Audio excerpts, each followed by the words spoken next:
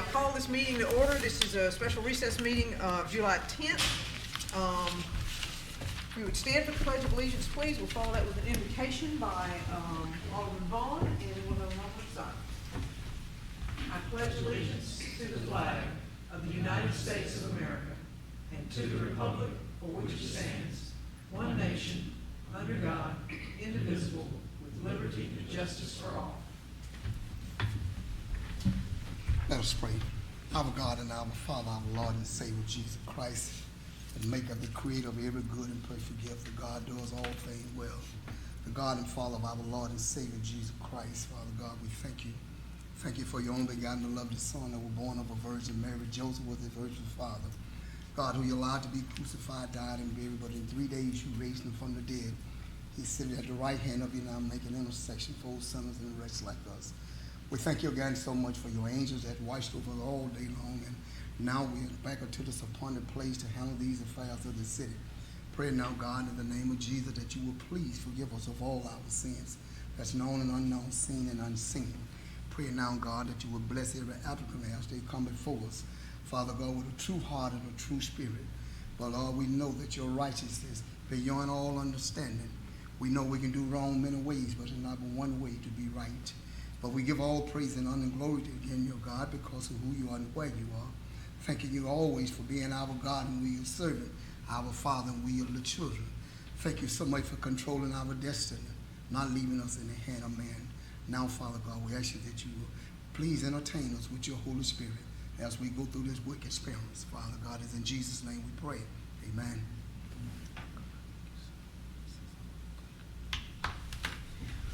All right, thank you, everyone.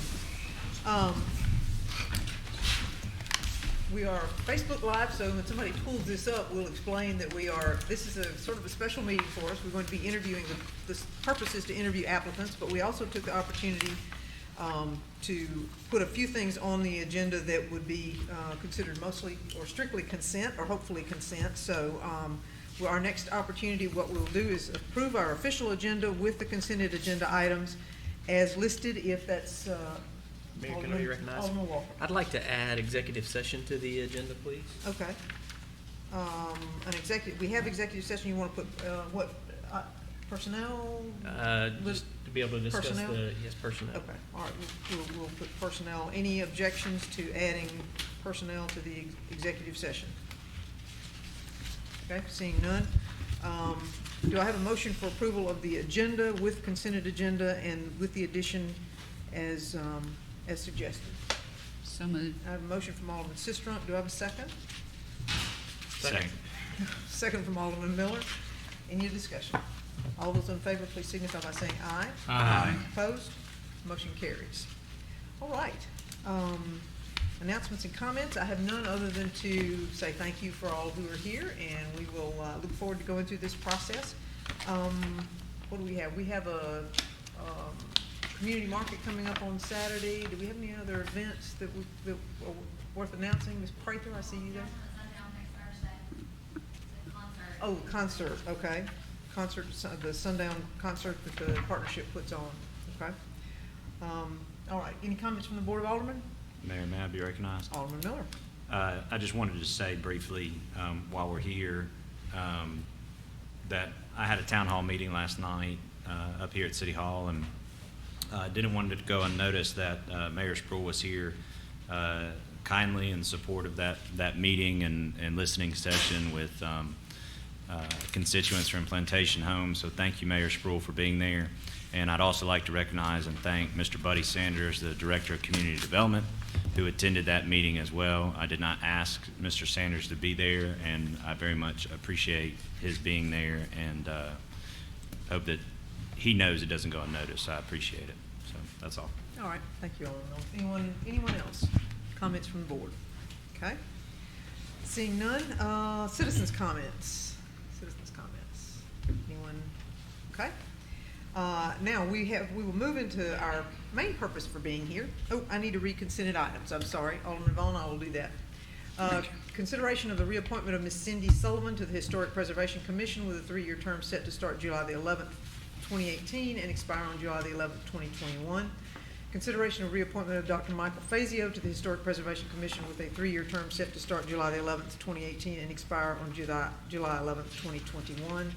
Under Police Department, we have request authorization to allow Captain Mark Ballard to attend the 2018 FBI Summer Training Conference in Gulfport, Mississippi on August 12th through 16th, 2018 with costs not to exceed $875. Under Utilities, we have request authorization for Christy Culberson to travel to Jackson, Tennessee to attend TVA eSource July Journey Mapping Workshop on July 22nd through the 23rd, 2018 at a total cost not to exceed $240 with advanced travel. And last but not least, request authorization to accept the lowest and best quote for replacement filter screen electrical panel at the wastewater plant. So those were consented items and were approved by the board as a part of the agenda approval. And now we move into interviews and consideration of candidates for Executive Director of Parks and Recreation. And we are delighted to have 4 gentlemen who have expressed interest and who have been selected to interview with us. I know that Mr. Ashford has shared with y'all our process, but I will state it as well. What we will do is take alphabetically. And since this is a public meeting, I am not in a position, certainly the board is not in a position to bar you from the room, but in order to have sort of a fair treatment of everyone so that no one is listening to other questions, because similar questions are always submitted by board members to the applicants, then that will not give anyone a leg up, so to speak, on this process. So if you would consider moving yourself from the room while each candidate is being interviewed, that would be best, I think, but certainly can't put you in that position unless you desire to do so. And we're going to, as I said, take it in alphabetical order. So first we have Mr. Reginald Burton Jr., who I see in the audience here. So if you will take these other gentlemen, and if they would be so kind as to exit, we will find you a comfortable place to be while we talk with Mr. Burton.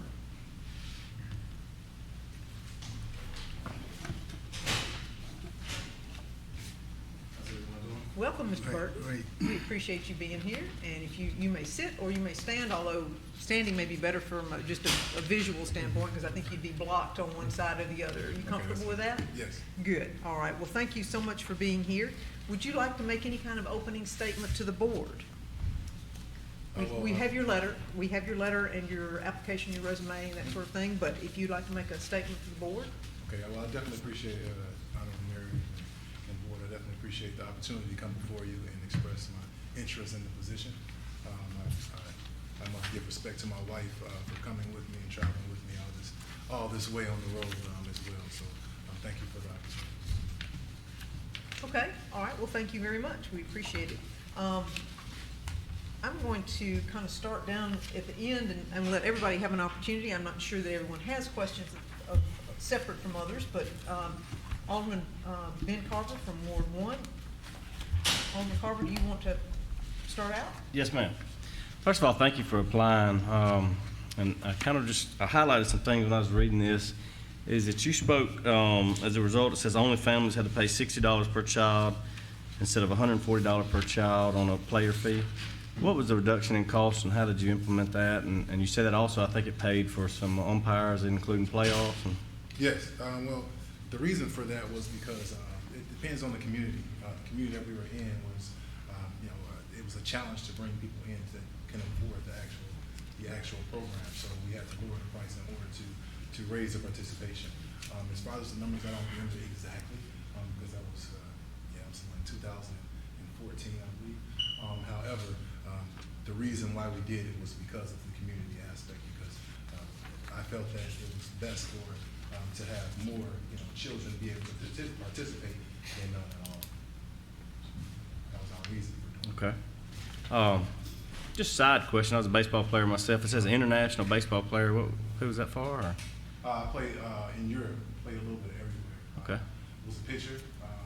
Played some basketball, a little basketball overseas as well. Started off in Sullivan, Regensburg, Germany. Went from Regensburg to Sullivan, Germany. Went from Sullivan to Beerschot, Holland, to Rotterdam, Berlin, Czech Republic, Prague. A little bit all over. Okay. Just thought it stood out to me. And then my last question was from a philanthropy standpoint. We may have some big fundraising goals in the near future. Mm-hmm. And I say that was one of the things you highlighted here. what would be the best way to actively engage being a newcomer into this community and being a college town? What are some highlights or some goals that you have that ways to engage business owners and to raise funds? So. Well, first off, I would say just being visible. Being visible says a lot. Even with my own family, I would say being visible at different community functions that might happen at different businesses and at the university as well. I think that's where anything starts. And from there, obviously, just creating different partnerships. I think that from my understanding and from going around to different parks and things, that I think that might be a lack. Even looking at the comprehensive plan that you all have, the master plan, I see that was something that could definitely be used there. A lot of things and obviously positive things can come from just partnerships and all. So I definitely would start there. And, from there, I would say, obviously, having different relationships with the school system, as well as the local YMCA. I believe the YMCA is not in Starkville, but I think it's in Columbus. So even there, and even the Boys and Girls Club that's in Starkville. And you said you got over 9 years of active either management or directorship in one fashion. Where all was that at? So I started off even overseas, obviously, playing professional sports. I ended up being a manager as well of a professional baseball team. From that, I used to come home different times. Obviously, off season, so I didn't stay because my wife, she respected the game and allowed me to be able to go on a venture like that. So I would come home with my wife and my daughter at the time, and at different positions. Started off with Cook County Juvenile Detention Center. I worked for the Village University Park. I was assistant maintenance director there. Went from there to did some coaching, and went from there to once I left for good and decided to give up the baseball and basketball altogether. We ended up having my son, so I wanted to come home for that. So from there, I took on a position with the Chicago Park District, and I was a park supervisor there. So definitely did some managing there as well as budget operations as well. So from that, I got offered a position with Director of Parks and Recreation for the City of Lake Station. I did that for 2 years, and obviously we all understand the word politics. So that definitely played a part of me staying. However, after that, my wife and I had a couple of ventures that we wanted to start. So we started a nonprofit called Quality Tea Time, and that went fairly well, and was able to create a board. And from that, got an opportunity to work for the University of Notre Dame, and that's where I am presently. I'm an operations manager for student activities. Okay. Yes, ma'am. Thank you. I yield the floor. Okay, thank you. Ms. Sister? I think our questions are going to be all over the board, so literally all over the board. So mine are probably more general in nature.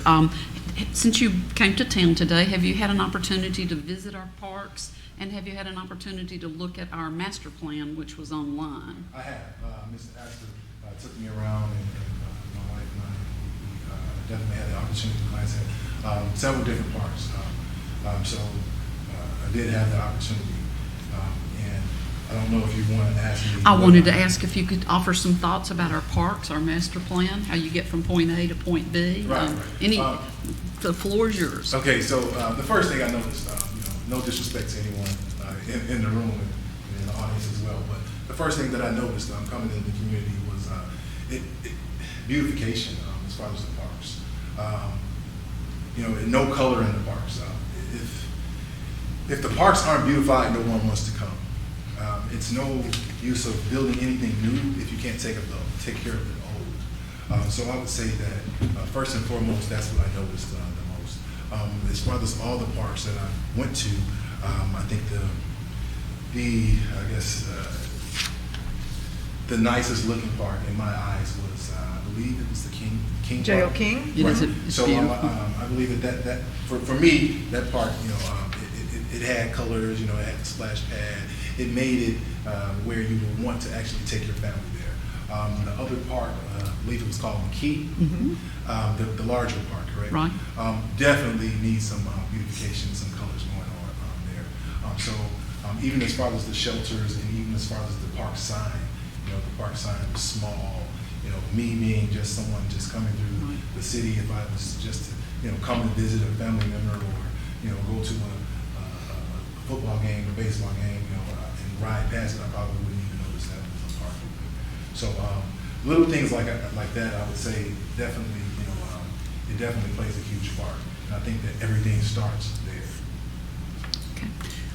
And when we went through several meetings getting ready for the development of this master plan that we have, one of the primary comments that they got in terms of what people would like to see is more opportunities for, or rather, a way to engage more of the community. What would that mean to someone like you? First off, I think every community is different. Right. So I would be doing definitely an injustice coming and saying that I know exactly what this community needs. I don't. You have to actually be in the community to actually know what a community needs. So coming in, I would definitely be looking toward that even more. And be able to know firsthand what exactly it needs. And even with the community aspect, I think surveys is a great way to go.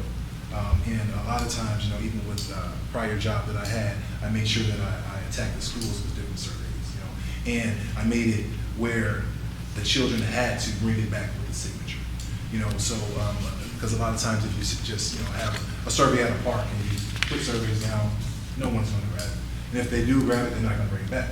So therefore, how do you get around that? You send it to the schools, you send it to non-for-profits and different different non-profits in the area, business in the area. And then even with the schools, you make sure that they get a parent signature in order to bring it back. And I'm going to expand on that a little bit. I think when we talk about parks, a lot of times here in Starkville, we tend to think in terms of kids and organized sports and that sort of thing. But there are a lot of us who don't fit into those categories in any sorts of ways. How would you engage someone like me? So senior programs are huge, I believe. Careful. And not only senior programs, but family programs as well. So not just a program that just I didn't mean to throw you off. That just was for ages 8 to 12 or just for ages 12 to 15. I think family programs is what a park should be about.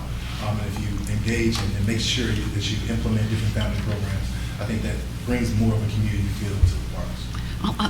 I think that's important, and I think we do sometimes neglect seniors. Right. So I definitely agree. That's why even the nonprofit that we created, it bases around senior citizens. So I definitely understand what you mean as far as that, and it definitely should not be neglected.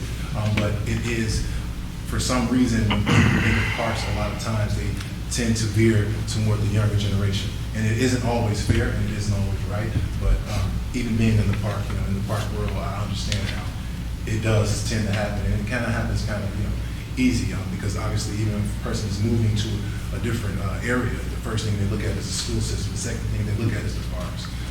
If your school system and your parks aren't up to par, a lot of people don't want to move to the area. Thank you. That's a great comment. All right, thank you. Alderman Little. Mr. Burton, I see that you were previous director of Parks and Recreation back up until 15, and you went into Student Affairs for Notre Dame. Why did you leave the park side of it, and why were you wanting to come back to the park side? So I left the park side because, like I said, politics. I was appointed, so therefore, if the mayor wasn't elected, then the next mayor brought all the department heads, and that's what happened. We got a new mayor, and the new mayor brought all new department heads, anywhere from parks to chief of police. Okay. Some of us can sympathize with that. A lot of us can. Touche. I see you had some budgeting experience you mentioned in your resume as a parks manager. To what extent? Can you detail that a little bit? Yes. I had some budget experience. It maxed out about 3 to 3.4 million. The reason why I say that because of different bonds and things that was created through the city. However, and then I headed it's about a $1.5 million sports complex. So we call it Field of Dreams. So I was in charge of budgeting that.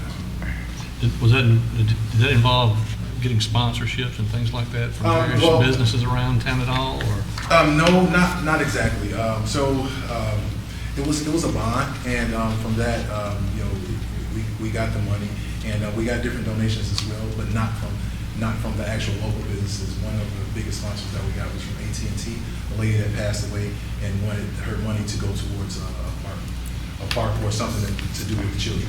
So we ended up getting about $40,000 from that itself, but obviously it was a lot of other money that definitely played a part. But it wasn't from the business.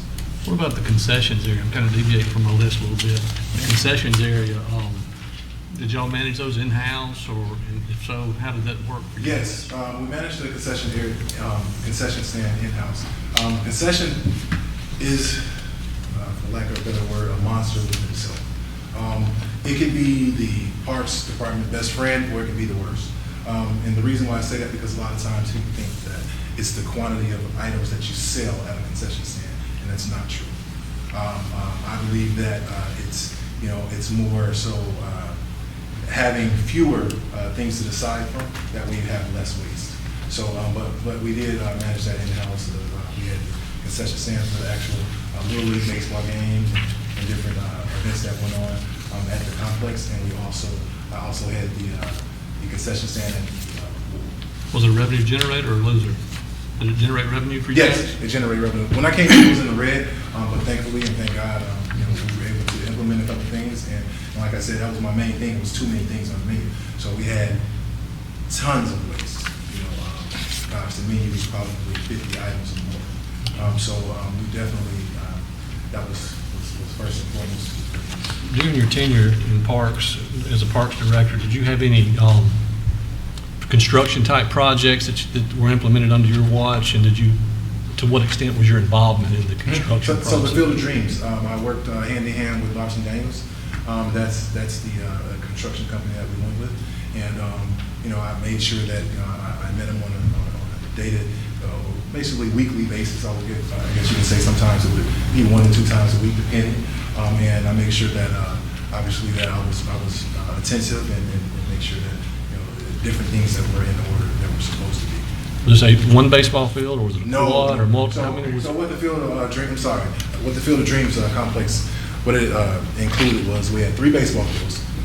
We had a skateboard park, we had basketball goals, we had pavilions there and shelters that were made, and we also had a playground. I always mention the playground because that's something that it was dear to my heart, because a lot of times people go to playgrounds or people go to baseball games, and you guys might have experienced this. You go to a baseball game and your kid's playing, and you have another little child that wants to play, and they don't want to watch the game. Right? So what we did was we put a playground in the middle of 2 baseball fields, and it was a baseball themed playground, which was unique, and we put golf netting all around to protect the kids. So that was something that we also included at the park. Thank you. Mayor, I'm going to yield some time since Sure. some other board members have an opportunity. Sure, absolutely. All right, Alderman Walker. Mr. Burton, thank you for coming down to talk with us today. I appreciate it. Looking over your resume, I certainly think you have a lot of really good experience that I think plays up. And one of they've touched on a lot of questions that I had questions about, but as an operations manager at Notre Dame, one of the things that it says is that you specialize software for making reservations and scheduling. Could you talk a little bit about that and how you see that as being the importance of that as a parks director, from whether that's scheduling and organizing practices or games to maintenance or complaints? How do you see that as being a role, or how important of a role is that as being parks director? I think it's huge. It makes the job a lot easier. With Notre Dame, we use EMS. So I use EMS, and I also use 360. 360 is a software that was created by the university. However, EMS is a scheduling software we use to make reservations for rooms and gyms and different things. In Parks and Recreation, you would probably use RecTrack or ActiveNet, which is very similar. ActiveNet is something that I used at Chicago Park District, and that's something that you schedule. You can schedule little rooms, bigger rooms. They can go on and register there, and it definitely makes the end of the year process a lot easier, even when you do you want the results for everything. Thank you. Here. No? Okay. My turn. One of the things that I heard you say, and I wanted to see if you could expand on it a little bit, your budget, your fundraising, because, you know, if we do what I would like to see us do, which is go into a sports tournament facility, I really want us to have the best one in the state. So that's, I'll be right up front. We're talking about some serious fundraising. Are you comfortable with the idea of going to, let's say AT&T for fun, but whatever, you know, a large bank, whoever, to raise those funds, those sponsorships, that sort of thing for a new facility? Is that something that you feel is in your wheelhouse? I definitely think it is. I think that that's one of my strengths. I'm a people person. I don't think that,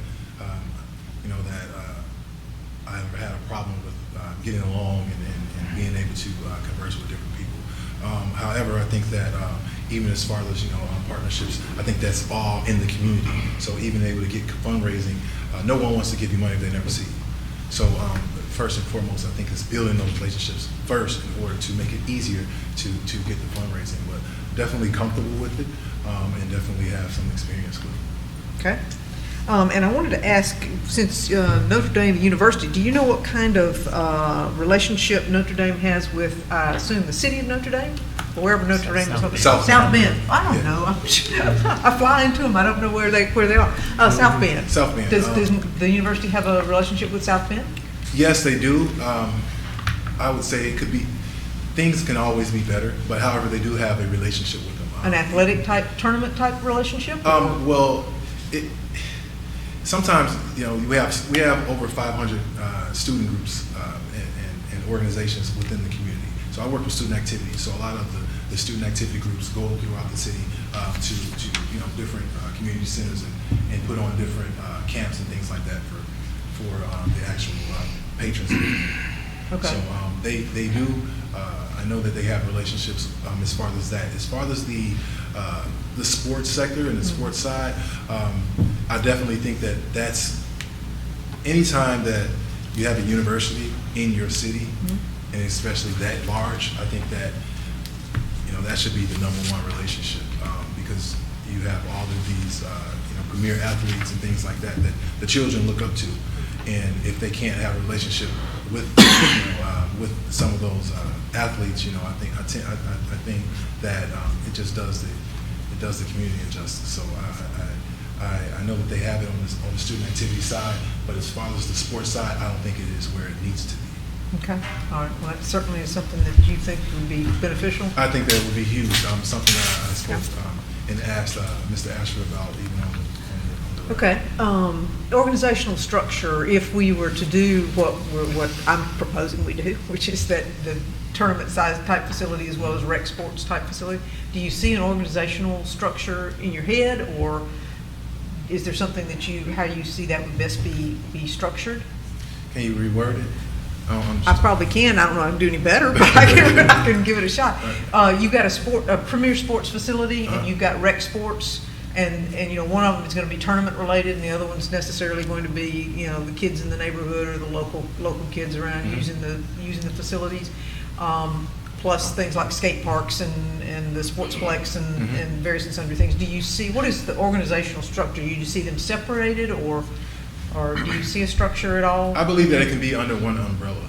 However, some cities do it differently, so it can be separate. But however, it can definitely be under one umbrella. But it depends on the amount of staff that you have, and obviously the budget you have to work with.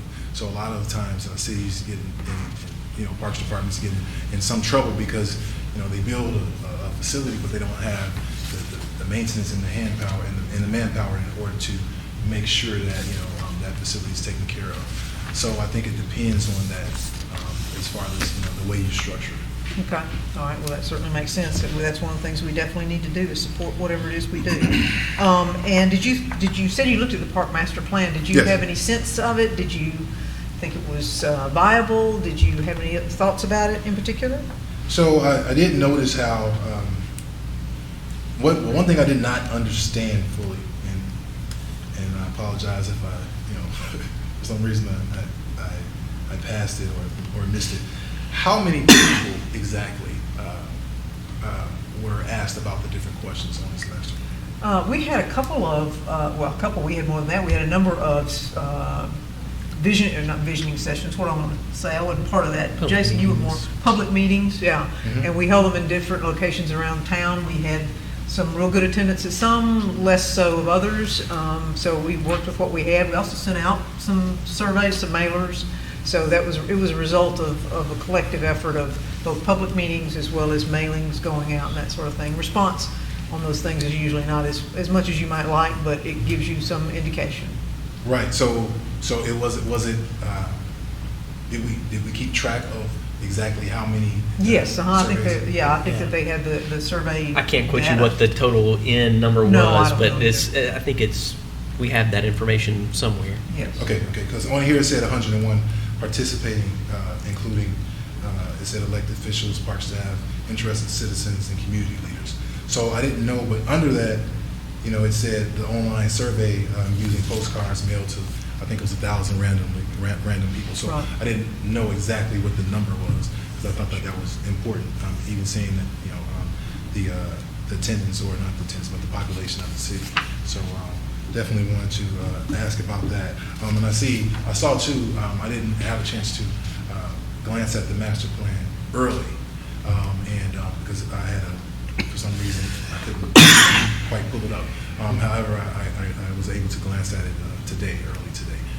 But even looking at the master plan, I still noticed a couple of different things as far as the beautification that a lot of people even mark on the actual survey. So I think that that's definitely something that should be taken care of with whoever is put in the position. But I think that's definitely first and foremost. I'm so glad you said that, because that's one of the things we're trying to focus on is beautification.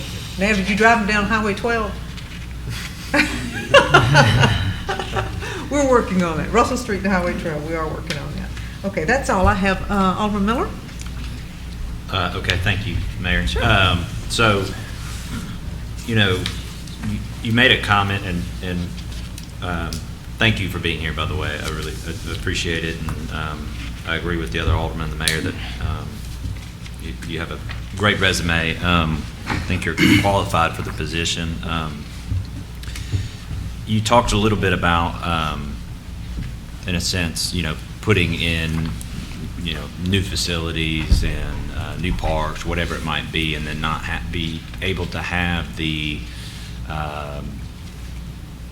personnel, or perhaps maybe you've seen it before that cities can maybe get a little bit ahead of themselves, and sometimes you have to be creative in those instances. And so I thought that was a good kind of ending comment for my question, and one of my questions, and that is that I really feel like that you wear a lot of hats as Parks Director, and I really think you wear a different hat probably every day you come out the door, compared to a lot of the other department heads that you see within a municipality. And so I know that folks have asked you about, planning, fundraising, managing the park system. But I want to ask you, what are your strategies for, if you were to wind up in this position, what are your strategies for implementing a master plan, being able to fundraise while simultaneously managing the park system, and potentially, and this goes for any municipality, potentially with scarce resources? What does that look like for you, and what would be your strategies for making sure that you are able to accomplish the goals of the city of Starkville and the Board of Aldermen? I think that it starts with the actual staff. I think that it starts with you coming in. I would definitely be able to look at the staff that we have and see where there's professional development and where it could use some help.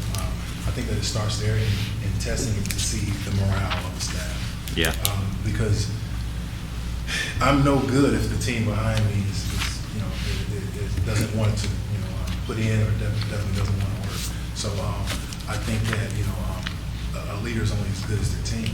So therefore, I think that being able to see, like I said, being able to implement different things to to improve the staff and to make sure that they have everything they need in order to get the job done. I think it starts there. Yeah. For meeting, I would say. I think that after that, you definitely can move forward with any and everything. And as far as I believe, what was the last question? Well, really was just talking about, you're obviously going to have a lot of different hats you're going to wear. And the last part of that was potentially at times with scarce resources. So scarce resources, I think that, gosh, 70% of the parks departments in the U.S. probably have that, just as well as school systems. So you always have to think outside the box, and that's why I was saying even as far as beautifying, because it doesn't take a lot of money.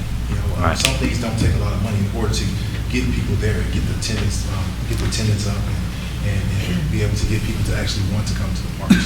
So as far as the scarce resources, like I said, just different programming. You can, kites in the park, movies in the park. I can go on and on and on. It's all types of ways to do different programming that doesn't cost a whole lot. Right. But it starts with the staff, because if your staff doesn't see the vision and doesn't want to see the vision, then it can't be accomplished. Even if it does, it's not going to be productive. It's not going to be positive. Yeah.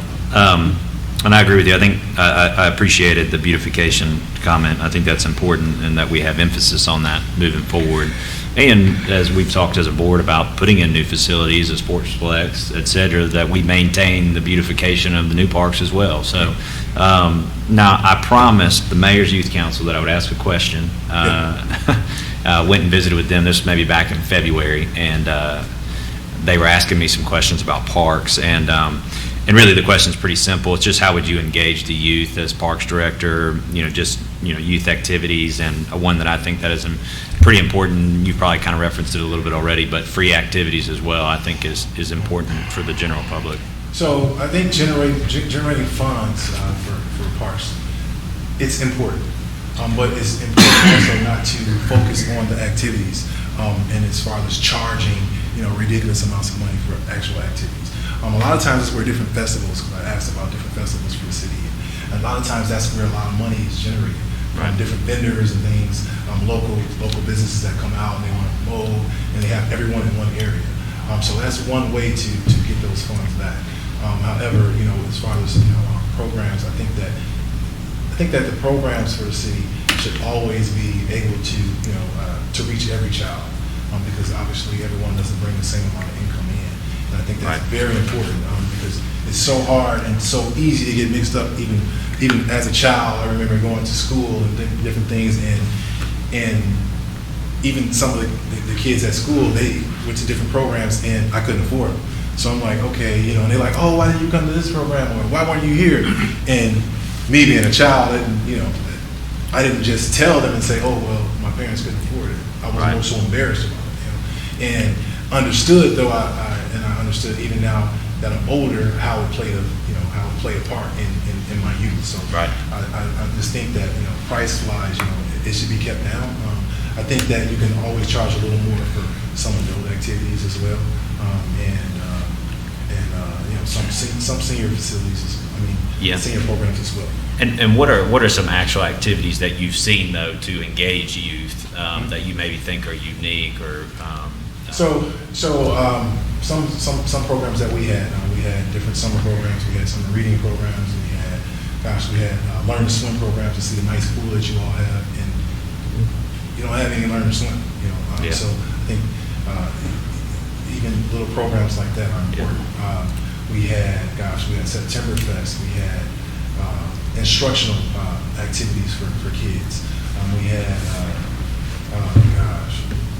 we had quite a few. I can go on and on and on. Right. However, I think that as well that it's even when you do different camps or different instructional programs, I think it's important to not focus on one, but focus on them all.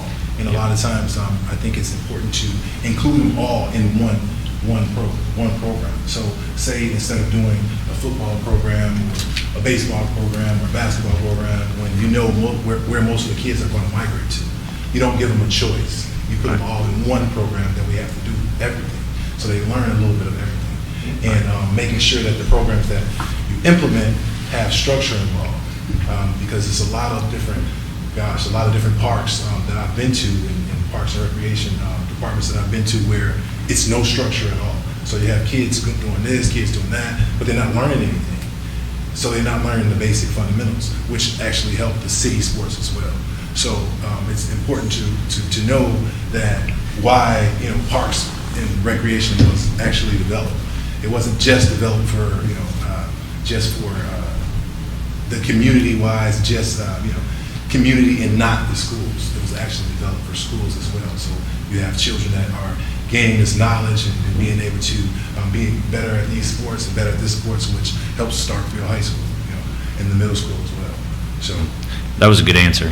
That was a really good answer, because I always say I have coached in previous years AAU in the summers basketball, and I always tell people that there are a lot of coaches out there that don't actually coach.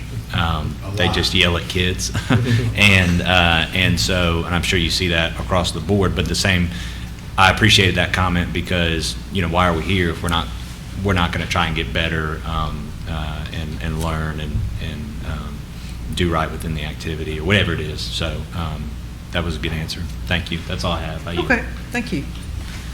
Next up. Well, can you be surprised? None from the vice mayor? Well, I am not surprised. I am not. Alderman Vaughn. Mr. Burton, thank you so much for your trip here, and thank you for all your knowledge and your resume. But you touched, everybody went through a lot of things that I was going to say, but one thing you said, keep the fees that every family can afford it. And that's something I think we here is kind of pulling away from, the fee being that everybody can afford it, because everybody don't bring the same amount of money home, just like you said. I appreciate it. But a lot of questions were already asked before it got to me. I'm like Alderman Walker, a lot of questions, good questions, great resume. All right, thank you. All right, anyone else who wishes to circle back on anything? I just have one final thing. Mr. Burton, why do you want to be the parks director for the city of Starkville? Why Starkville? Yeah. It's a great question. I would say because a couple things. My wife is originally from Jackson, Mississippi. Right? Say no more. I graduated from Tulu, and she wanted to be closer to home for a number of different reasons, which I won't go into. But I think that even Starkville, even driving here, like, it wasn't nothing to look at. It wasn't anything to look at, right? So me personally, I like a challenge. So I won't go to another parks department that has already had these things developed, because I don't feel like I'm truly being challenged.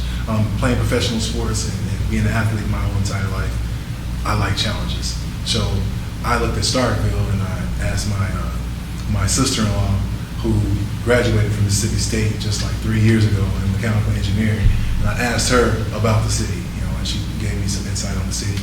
And one thing she said was, nothing's there, there's nothing to do. You only have the university. And that was her honest opinion. So therefore, I thought, and I seen the challenge where it's like, okay, she never mentioned anything with the parks. I know she did flag football and things like that, but she never mentioned anything. And then I asked her about the parks, and she said, it's nothing really to look at. It's not like, it's a beautiful place where you just want to go like that. So for me, it was the challenge too, and knowing that it was only a couple hours from Jackson, so we could hop on the road and be to Jackson for her to see her side of the family. Thank you, sir. Well, let me say this about that. Starkville was just voted as the best place to live in the state of Mississippi. Mm-hmm. So tell your sister, come back, that we've gotten better. But if I may, Mayor, I actually really appreciate your bluntness. Oh, no, that's great. Yeah, I think it's great. I like the idea. I like what you said about kind of seeing something and wanting to make it better. I think it's great. So you should always approach a position that way. So. Absolutely. No, he's quite correct. So I was just saying. Yeah, and we are the Good best stuff. place to Thank live in you. Mississippi. Yes, as the mayor said. But our yeah. parks can use some work, Yeah. so that's part of what we're doing. And So we're up anyway. for the challenge. That's And right. it has to start somewhere. So, It does. I didn't say all of this. So I don't want anyone to take it the wrong way. I didn't say all this to try to down, the city or anything like that. But I was just giving my honest opinion of what I've seen as a person that I've been to Starkville, but it was in college like 2-3 times, and it's not like I drove in the city. We came and went to a couple parties, and we were on our way back. So I just said it, as a person that seen it for the first time during the day, right? It was nighttime then, and the first time I was blessed with the opportunity to see it during the day, and I always go on my first impression. So I don't try to, I'm not good at sugarcoating things. So I try to just, my father always taught me just to be real about a matter and look at it the way it is. So that's how I did, even driving and even being able to, go on the tour with Mr. Ashford. So that's what I came up with. We appreciate your honesty. Alderman Carver, I saw you. Well, it was just that same. I appreciate your honesty, and I appreciate you. I know it's a long travel, but it's some things that I guess if you live in a town or a community, you kind of dismiss, and some of the comments that you said as you were saying them, I'm going, well, yeah, I agree with that. I just hadn't thought of it in a while, and there's going to be some big changes I think in the near future in Starkville, and it's a destination town for the state of Mississippi, and it is growing in population, and Parks and Rec is going to have a key role in that in the next decade or so. So, thank you. Hopefully sooner than that. But anyway, would you like to make a parting statement? Thank you so much again. Yes, I had a couple questions that I couldn't get answered. Okay, questions for the board, sure. The swimming, and I'm asking this obviously because I feel like if I apply for a job somewhere, my family has to be comfortable as well, right? I'm unfair if I just go to a place and move just because I want to go there. So my question was about the school systems, what you all think about the school systems, as well as swimming in the area. What serious swim programs are in the area as of now? Who's got a child swimming?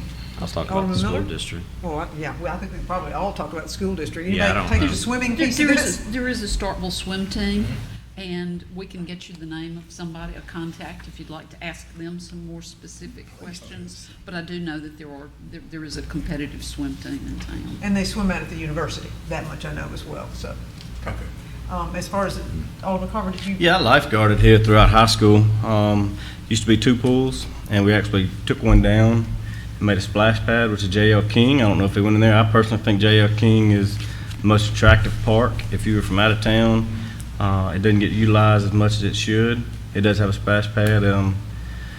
Swimming is one of those things, and that's, I personally went to Fayette, Alabama a couple weeks ago, and they have a phenomenal water park. 2 slides, lazy river. I would like to see some more water features added in this town.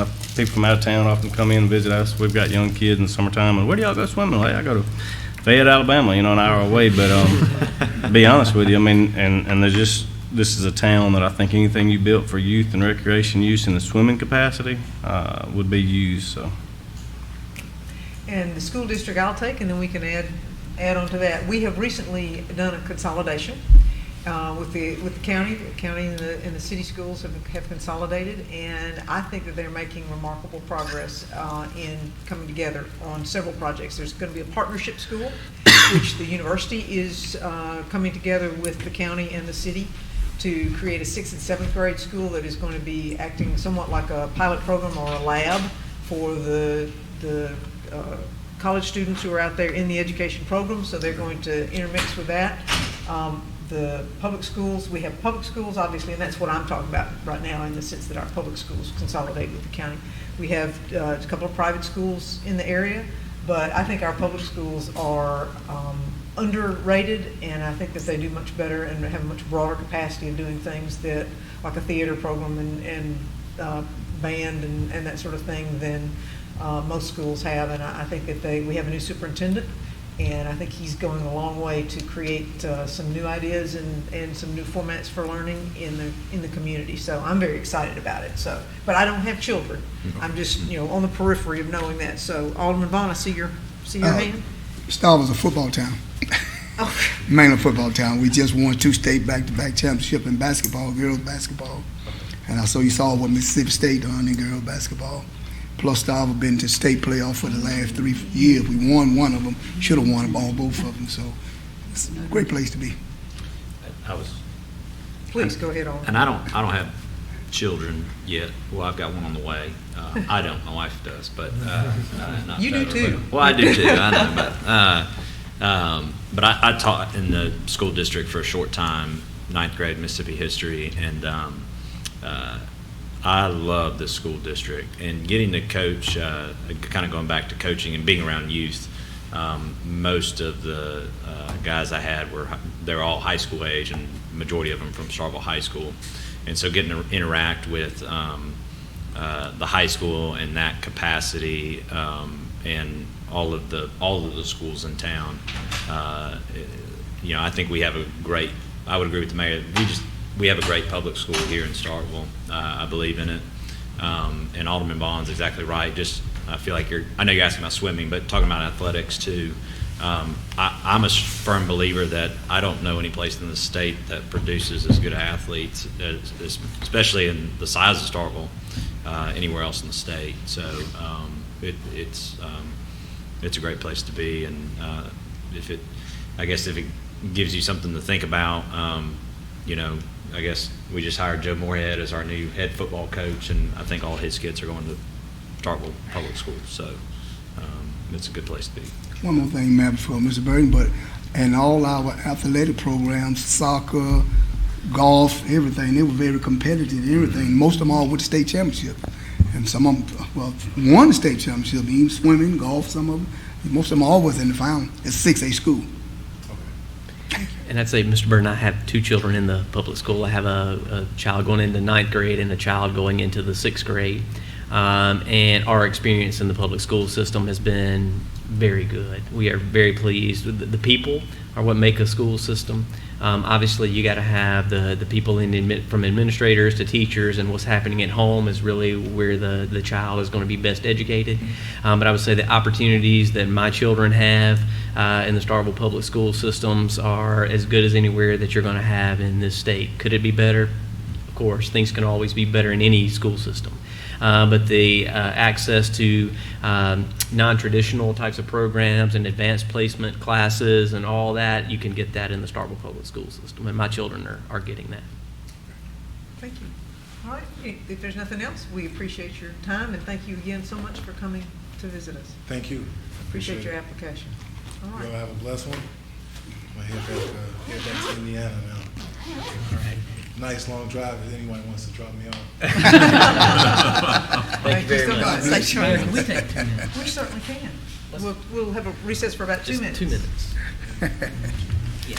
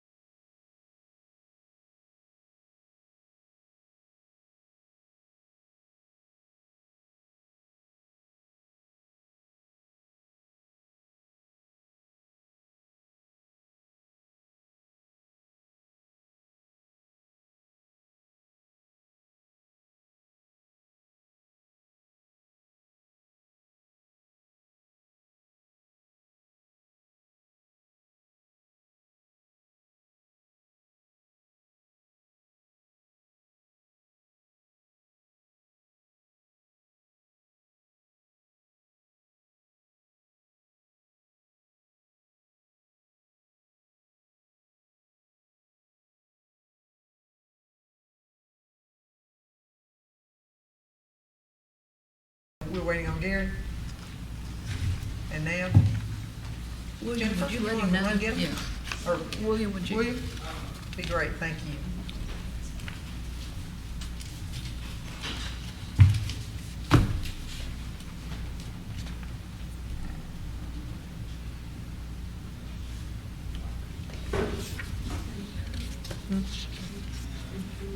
No, I'm fine. It was just muggy when we came in, when we first came in. It feels much better now. Mr. Logan, thank you for being here. Mayor, We appreciate it. Board, if I may, I have a packet to pass out to everyone, if I can do that. Certainly may. Okay. 'Cause of course I did.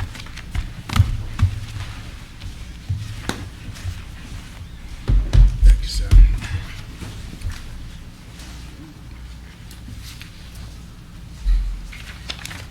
And yes, for you, Is this your, and supporting. oh, okay, sure. Yeah, okay.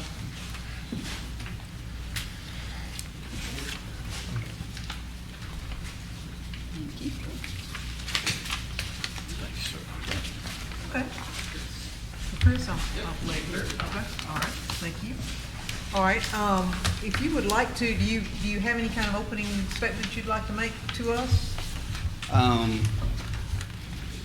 If the first question is going to be tell me about yourself, I can just kind of go right into that. No, that's, Yeah. no, it's okay. All right.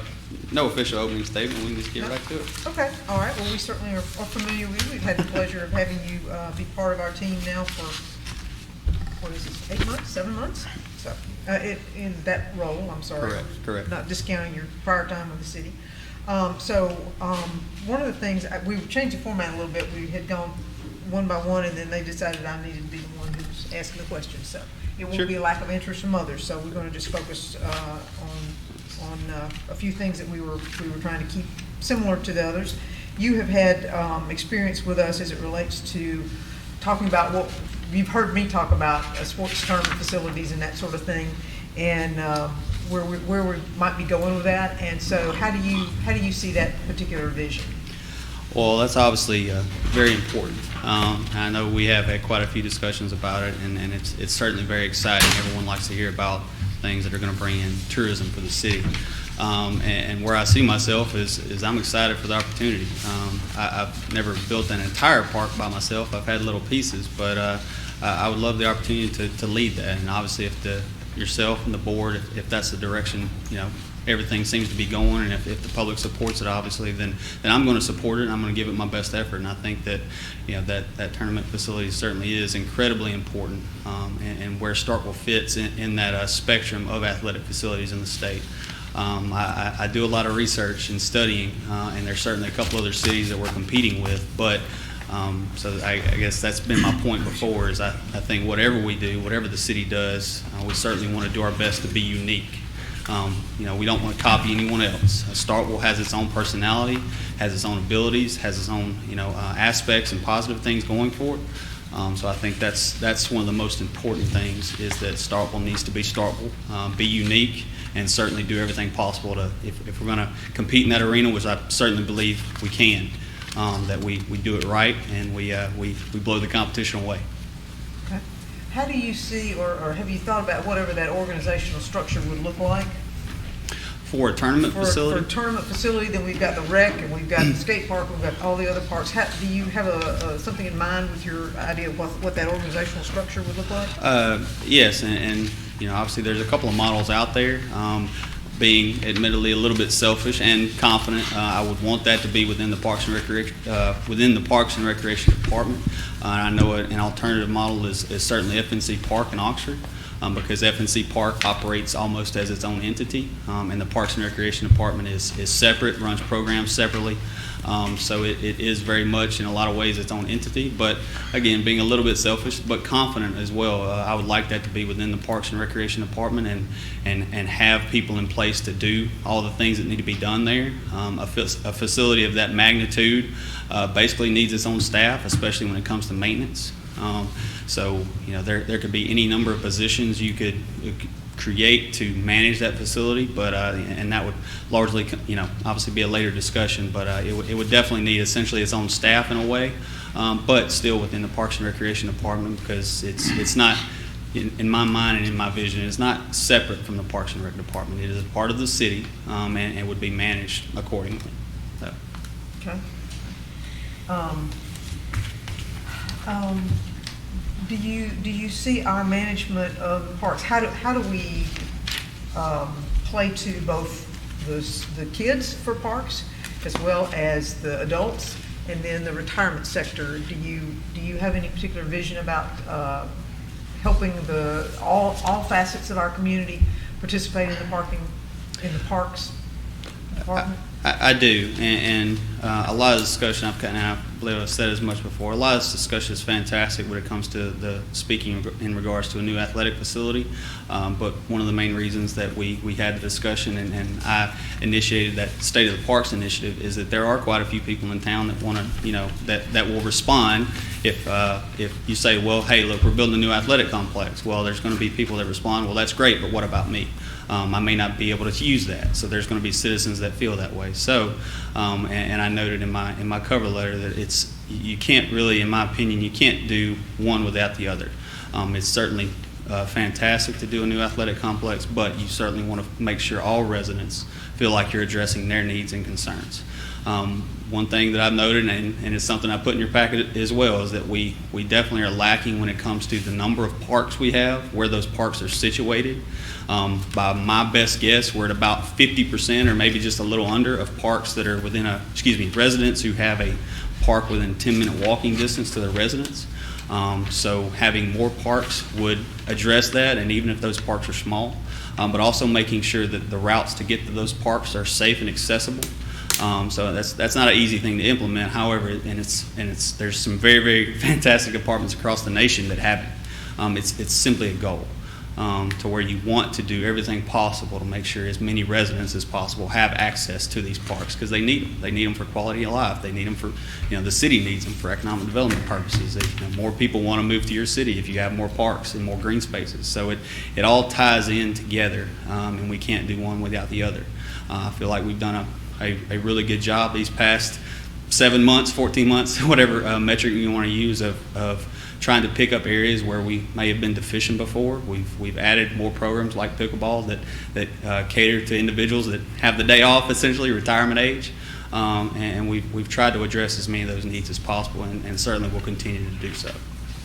Well, obviously we know that you've been participating, so that our joint use arrangement with the school system, school district, and then you're working on a joint use of sorts with the university for a tennis tournament and that sort of thing. Do you anticipate trying to do more of those sorts of things? Is that part of the vision? Correct.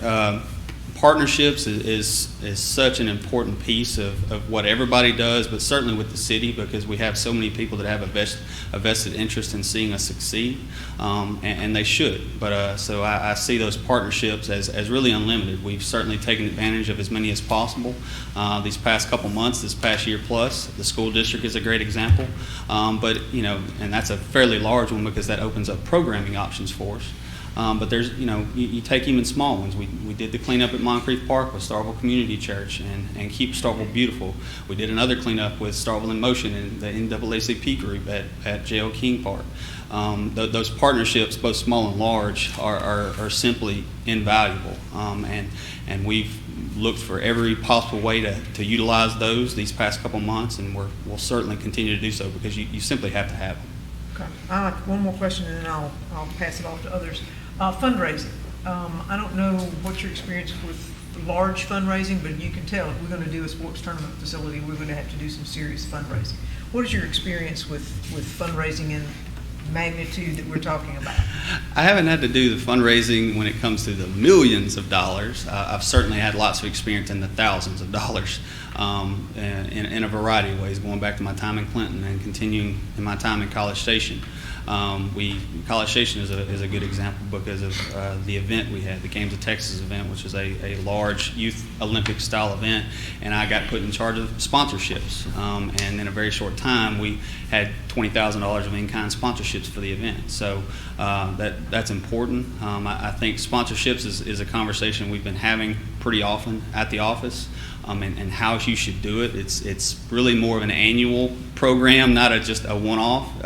It's certainly better to ask for these things from businesses, so that they can plan accordingly for them. And when you're talking about the amounts that I know you are, and what you need for an athletic complex, it's not just us. It's everyone in this room, everyone on the board, utilizing their contacts and word of mouth to recruit and develop these relationships that are necessary to make it a success.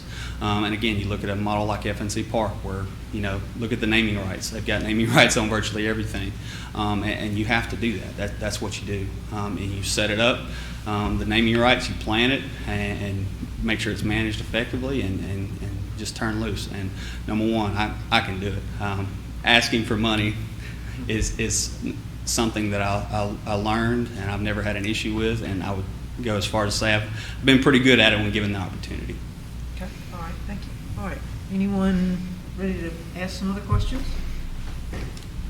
Not so much a question. I thought we were kind of consolidating them, but I want to say publicly to William and yourself and Mr. Helms is out that I'm getting more positive feedback.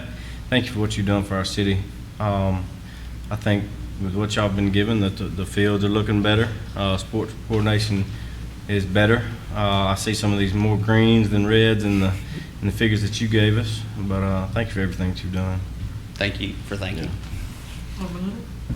In your short time as interim director, what's been your biggest challenge, and how have you addressed it? Culture, I think, in a word. We haven't had a chance to talk, especially in an informal or formal setting, about my background, but the time in Texas really changed me. The people there were incredible, and I was honored to learn under them, and hopefully they're watching. That is a CAPRA accredited department. And what that means, CAPRA, just quick hitter, quick summary, is basically a certification for the Parks and Recreation Department. It's something I have on my future goals for this department, because currently, if I'm not mistaken, there's not a CAPRA accredited department in the state. So again, it's a certification for a department. The City of College Station was a CAPRA accredited Parks and Recreation Department, and what that brings is just an entirely different standard than you can really see and feel anywhere else. It's how you approach every day. It's the things you do, all the way from the small to the very, very large. And that goes back to the culture that I mentioned, because the culture there was unlike anything I'd ever experienced. It changed me as a person, as a leader, and certainly as a Parks and Recreation professional. It's certainly been a challenge coming back to Mississippi, but I've loved every minute of it. The staff can speak to better to what I brought to the office every day, but I would like to think that it's been that professionalism, just the day in, day out, walk the walk, talk the talk professionalism of Parks and Rec, and to make people realize what Parks and Recreation is. The state of Mississippi, gets a bad rap, and sometimes it's warranted, but I fully believe in what the potential is. And Parks and Recreation is no different. It's not just ball fields. It's not just sports programs. It's really a professional culture that affects almost every aspect of daily life, and especially quality of life. So to answer your question, I think culture's been a big challenge, just trying to instill that, and how do you instill that?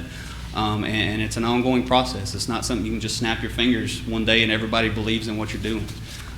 So that's my answer. Culture has been a challenge. Have you seen some changes in the culture? I have, and Alderman Carver mentioned that the ball fields is one way, but a very, very tangible way that you can see a difference. You walk out on the soccer fields and you notice a difference in the turf, and that just doesn't happen. It takes work. It takes people believing in what you're doing and asking them to do it a different way than they've ever done it before. And we haven't been perfect, but we've been very productive in what we're doing and where we're going. So I believe in that, and it's not done yet, though. We're not done. Is this your first time to be involved in the budgeting part of it? As heavily as I have been the past 7 months, yes. Yes, and that's been a learning process in and of itself. And again, I say I haven't been perfect, I don't believe, but I've learned a lot. And the budget is a living document as much as anything I've ever seen. It is a daily, it is a daily task to make sure to effectively manage that budget. And we've done some things Sandra can speak to about, really evaluating that budget and squeezing it for everything it's worth. So. Okay, thank you. Sure. Okay. Mr. Logan, again, I agree with Alderman Carver. I'd like to commend you on your initial hire and the job that you were originally hired to do, that you were starting with, and to step in into the situation that you've been in. I think you've done a commendable job. I think you and Mr. Helms are a result of the comprehensive master plan, saying that we needed those positions, and that's why we're here, to try to help put people in professional people in place to help instill what we're trying to replicate in other places, maybe like College Station or other parks. That's where we're trying to go. So my one question is, how is your vision and the challenges that you spoke about from Alderman Little, how is that vision, and how do you plan on helping lead in a change in the culture, and what do you need to make that happen? Well, the vision is in a word, comprehensive, and I'll elaborate, obviously. The athletic complex is vital, and setting that up so that it is a success, both in how it's managed, the organizational structure for that complex, the number of staff, the contact hours for fields. You can really get specific on how you manage a potential facility like that. And I'm ready to do that. Where I see us is obviously the athletic complex is vital, but we also need to adjust programs. We have a laundry list of things that we need to address, and it's both short-term and long-term. How I plan to go about doing that, obviously with help, with help of where to go direction-wise, and not just help from above, but help from, I guess, laterally. I have a ton of contacts nationally in any number of organizations, people that have been through this before, and I have I'm proud of my network of contacts through the state association and national association, and I would absolutely utilize that because history tends to help utilizing people that have gone through these things before. The culture is difficult, and again, that goes back to that is just a day in, day out, preach to the choir, and a lot of times, and sometimes do things, myself. Both myself and Trent, our director of maintenance, Trent Helms, are very, very much doers, and we get out there and do it ourselves, and that helps with helping people believe in that culture. Other things, again, I mentioned programs, but utilizing all these partnerships to go where we want to go with this new athletic complex and this new direction, and having Parks and Rec be a headliner for you guys, for the city of Starkville, a banner carrying department in the city. We have to do it. We'll do it with help, but we certainly can do it. And I'm ready to lead it. But I'm going to utilize help, a lot of help from everywhere I can. I don't know everything. I've never pretended to, never said I knew everything. So what I don't know, I'm going to ask, and whoever I need to ask to get the answer that we need, because we can certainly get there. Where I guess to wrap up my vision and where I think we can be is Starkville can be unparalleled in the city, in the state and region. I said as much in my cover letter. I truly believe in the potential of this city. I really do. We are in a great position geographically, just within the state in general, to succeed. And we've seen just in a short time the passion that people have for the city and the fact that they want to be here, and that they will spend money to be here. So we're going that route, and I'm ready to support the direction that everyone here wants us to go, and I can certainly do it. And I hope that answered. Okay. Anyone else? No? Do you have any questions you'd like to ask us, or any statements you'd like to make? As far as questions for the board, just what would you like to see more of, or is there anything I can elaborate on about my experience, or anything? Is there any, I guess, concerns you have about anything with me that I can address? Mr. Carver? A short interview is never a bad interview. I think we know you before, obviously, but I've been pleased with everything you've been tasked to do. So no, I'm not gonna answer that, because I think I've seen you in work and I've seen you in action, and so it speaks for itself, and that's a testament to what y'all do down there. I know, like I said, what you've been given, and that's department-wide, you've done well, so a short interview is never a bad interview. Appreciate everything you've done for us.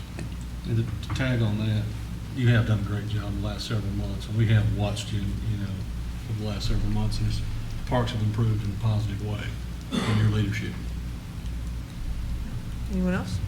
All right, and I concur. You and I have both been out there picking up trash and doing things at times that things needed to be done, and I think that's one of the things that speaks highly of you, is that if it takes you doing it or if someone else doing it, you're making sure that it's getting done. So appreciate that. So if there's nothing else. Well, just maybe one more. I just what would be what does anyone can answer?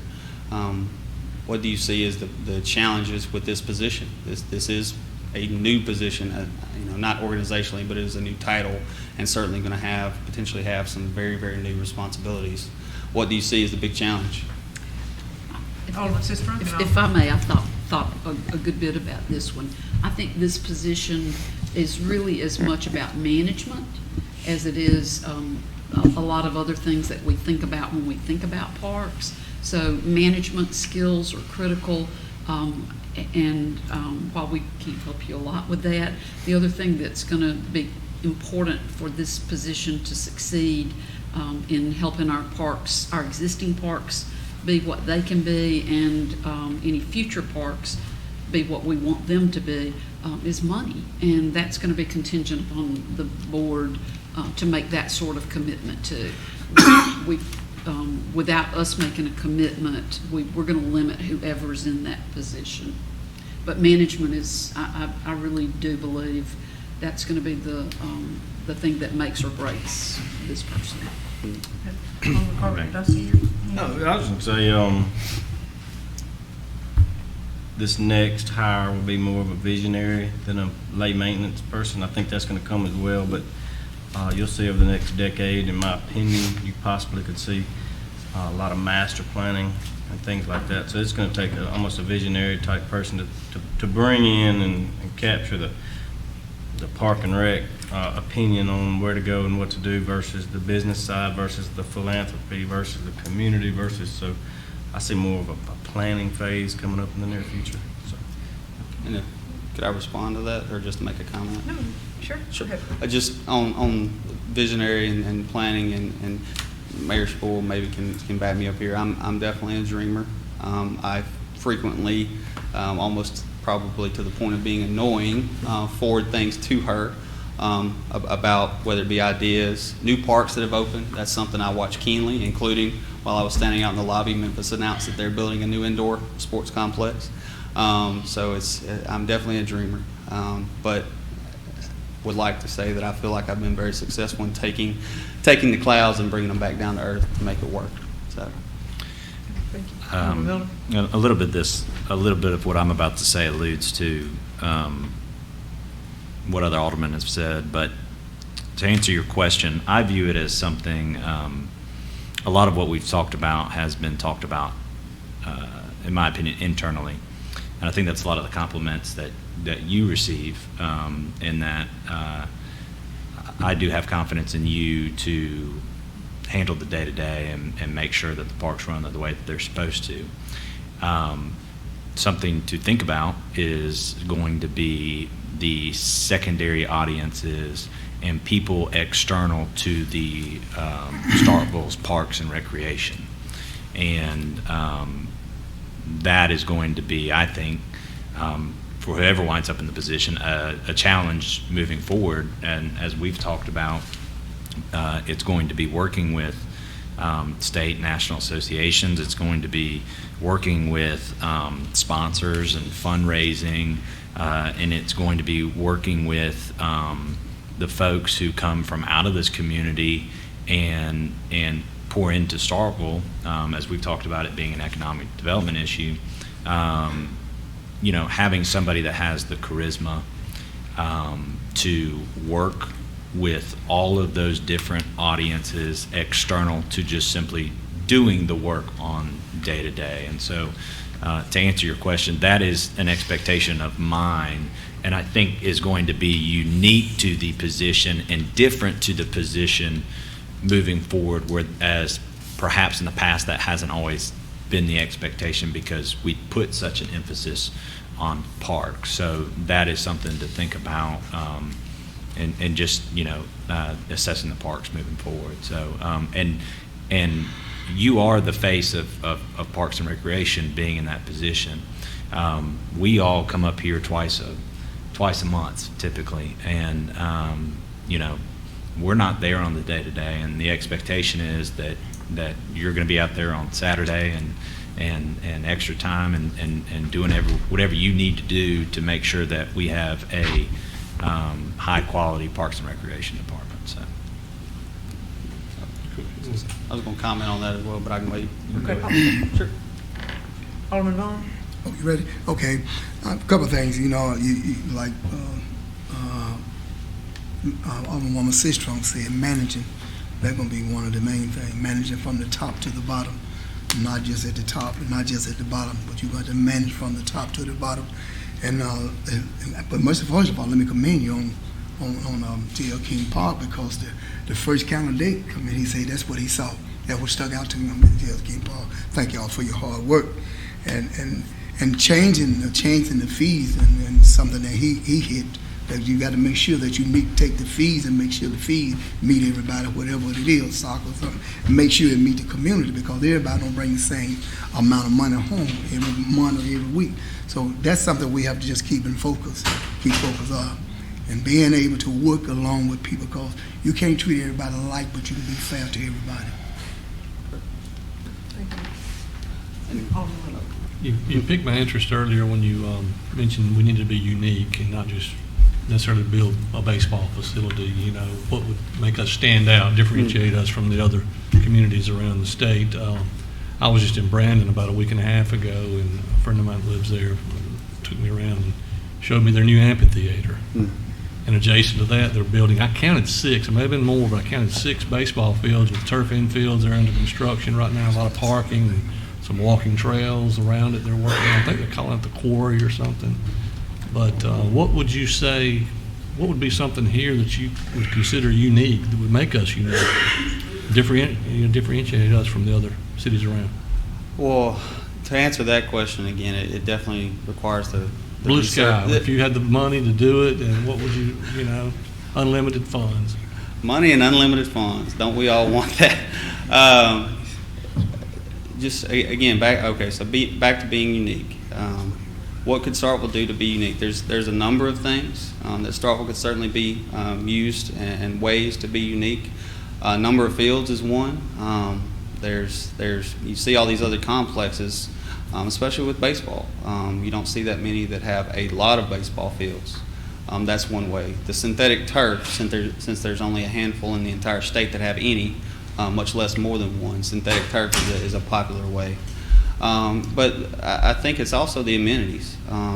You see all these fantastic facilities, but what I very, very rarely see is a park or a city that builds a park, and one of the first questions they ask themselves before they build it is, what do I want a family to see when I walk in? Do I want them to see a playground near a restroom, near a ball field, so that while mom's watching the older brother play soccer, can the younger child go have somewhere to entertain themselves and also have a restroom available? Because I can certainly speak to that. There's nothing worse than being a long way away from the restroom with a small child. So I think any number of ways in that area. Number of fields is certainly one, and just evaluating the landscape that is Mississippi, but also expanding beyond that. I mentioned Memphis. You think Memphis? Well, do we compete? Yeah, we do. Because if you go to the level that we need to go with going to meetings like National Association of Sport Commissions, for example, which is in Knoxville in 2019, that is a prime opportunity to promote and recruit events. We're not just talking about what is the rest of the state doing. We're talking about what is the Southeast doing. And depending on what level you go, what is the nation doing? So that's how you evaluate it and determine where you need to go. But number of fields from what I've seen in Mississippi, synthetic turf, and then the amenities. Let me ask you one more thing before I yield. In College Station, did y'all handle your concession stand in-house or did y'all outsource it? We outsourced it. What are your thoughts on the preferred way as far as a revenue generator? And I smile because we when I first arrived in College Station, we did not outsource it. And for a very brief time, but it was much longer than I would have liked, I was a de facto concessions manager. And I learned a lot in that very short time. I think the question of whether or not you bring that in-house or have it outsourced very, very much depends on what you have available. If it's a new facility, it's easier to run it in-house. You have an old facility, then you try to outsource it, and who wants it? It becomes a question. My personal preference has been to outsource for a variety of reasons. Flexibility, you can always bring it back in. But if you don't outsource it, you run it in-house, that's just a complete other level of management. You're in the food service business then. So you have city staff who are cooking food, you have city staff who are ordering food and running a business operation of a concession stand. And it's not to say that the city can't do it. When I was there in College Station and you asked me the question of what I prefer, I certainly prefer to outsource it. Thank you. All right. Anyone else? Okay. And I can wrap up just a couple more comments on back to the management of people and the being the face. To your comment, Alderman Miller, I would like to think I've done it. A big part of being that face of being a person who's out there and the charisma, working with all these different groups is number one, being there. And I've certainly been there. These tournaments, I'm out there. Not 24/7. That's impractical sometimes, but I've been out there very, very frequently. A lot of these events, a lot of the programs I check in with, the shaking hands, kissing babies, so to speak, and that's certainly a big part of it. The meal program kickoff event that we had at the Sportsplex is another example. The getting up in front of hundreds of people to talk about what you're doing and why it matters. I've got no issue with it. I've done it. I did it in College Station. I've done it here, and I'm very comfortable there. The being fair to people while not treating them the same. We've had multiple iterations of the facility use agreements with all these groups that use our facilities, and that has been another living document. And I feel like we're in a very, very good place, with this fall and going forward with all these many groups that use our facilities.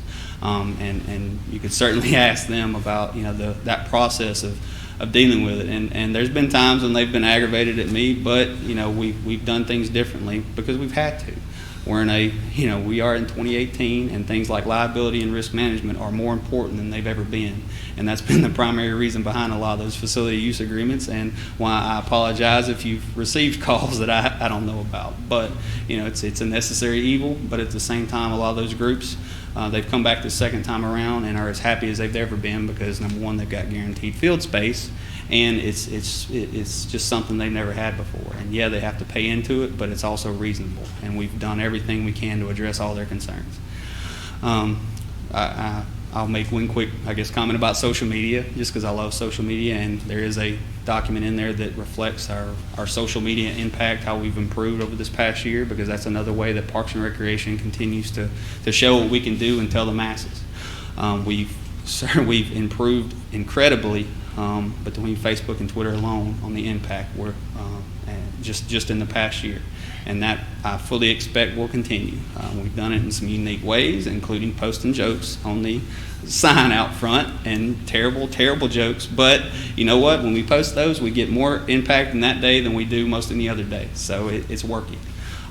So as I wrap up, number one, thank you all, and I appreciate you thanking me, but thank you all, because several of the things that we've done that I've included in your packet, building playgrounds, getting grants, none of those are possible without you. So at many times over, you have approved and allowed us to go in directions that have led to you know, our department's success, and in a small way, my personal success. But I attribute that all back to you and all back to the staff that are over there at Parks and Rec. So thank you for the opportunity. I have not taken it lightly, and again, I like to say, we have not been perfect, but we've been very productive. And if given the opportunity, you're going to see what you've seen this past 7 months, but way, way more. And with that, I'll leave you. Thank you. Thank you very much. All right. You want 2 minutes? Well, go ahead and comment here. Okay, all right.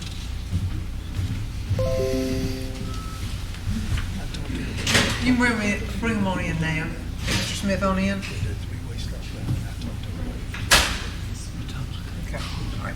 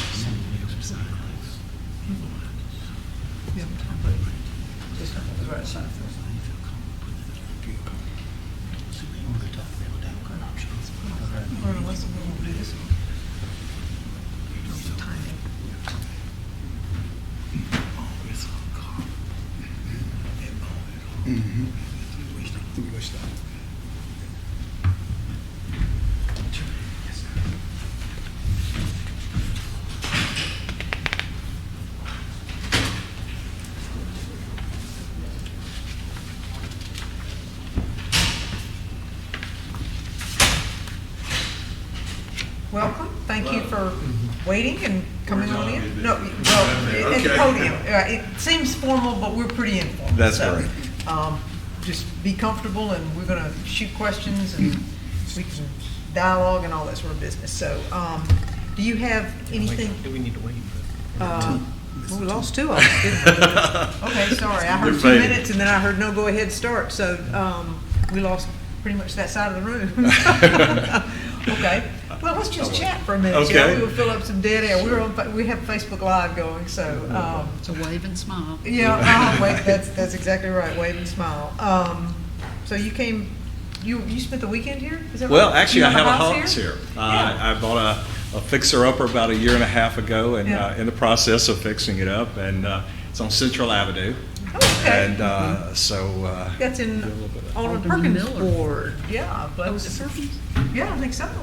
Okay. So yeah, it gave me an excuse to come down for a. And, Do you have contracting? I have. Skills? Well, I have negotiation skills. We'll put it that way. I can do a little of it myself, you know. But I'm contracting a lot of it out, you know, Okay. to people that know what they're doing. Okay, all right. Well, I've gotten a couple folks back here, so Okay. we'll go ahead and get started.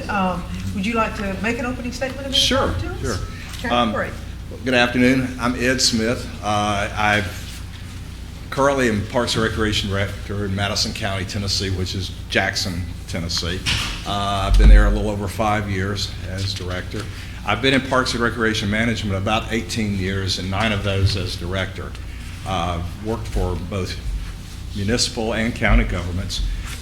Kind of diverse background in Parks and Recreation, everything from aquatics to senior programs to sports and athletics, background in budget, grants administration.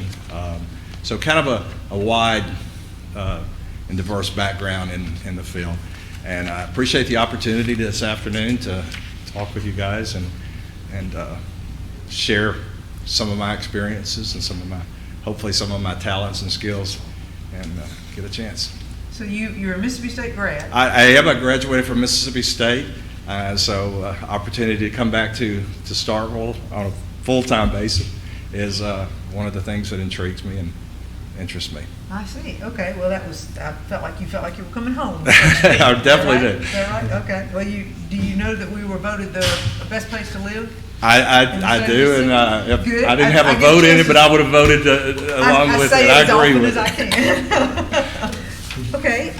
Well, I'm going to start out asking a few questions, and then we'll open it up to the floor. And as I said, this is comfortable, arrangement, so if just relax and we'll chat. One of the things I think I have certainly been vocal about and continue to be is my desire for the city to take advantage of what I perceive to be a unique opportunity with us being Mississippi State, the home of, and that is to have a premier sports tournament facility. I think Jackson has tournament facilities? Jackson has the Sportsplex, which is baseball and softball. Softball? Okay, no soccer? And that's one of the things we're lacking is soccer fields and a good soccer complex. Soccer in Jackson, Madison County, Tennessee, it's a little bit behind other parts of the country, and it's just kind of now, in the last few years, kind of been. And in other parts of the country, that soccer's been booming for years now. So I am very much familiar with both baseball, softball, and soccer tournaments. And were you a part of the development of that complex? Not in Jackson, no. But they completed that just before I started. Currently, we just finished our master plan in February, and as it turns out, we were with DeLoff Thomas Design, the same master plan company that you guys used and working on with the athletic complex. So I'm very familiar with them, but that's who I've worked with, and we finished up in February with that. Okay. Have you looked at our master plan? I have. And what are your thoughts about it? Well, it's much more comprehensive than what we did. I think it, as a master plan goes, it's a guidepost. It's a blueprint to get you there, but it's not something that's set in stone because things change through the course of, especially if it's 10 years. I mean, demographics change, the needs change, trends, all those type of things. So I think your master plan is good. I think it's from what I've seen, I haven't read the entire thing, but I think the sports complex an athletic complex is something that's probably a real need to renovate or to build maybe in another area, and I think that's important. I think some other amenities, I think, but it is a good guidepost and good to go in a certain direction and get you going, not just floundering out there. Well, you've got a house here. I do. So have you been out and looked at our parks? Oh, I have. I've been to most of them. There's a few of the smaller parks that I've maybe missed, but I've been to Moncrief and McKee and obviously Sportsplex, Patriot Park, and King. And what is your unvarnished impression? Well, I think there are. I think for a city the size of Starkville, I think it's got some good amenities, and I think it's got some good facilities and good programs. I think there's always room for improvement, and again, the master plan kind of lays that out of where you can improve, where your weaknesses, where your strengths are. I was very much impressed. I went to King, I guess about a year, maybe a little more than that ago. And the improvements that I've seen out there were kind of night and day, and I was very impressed with that.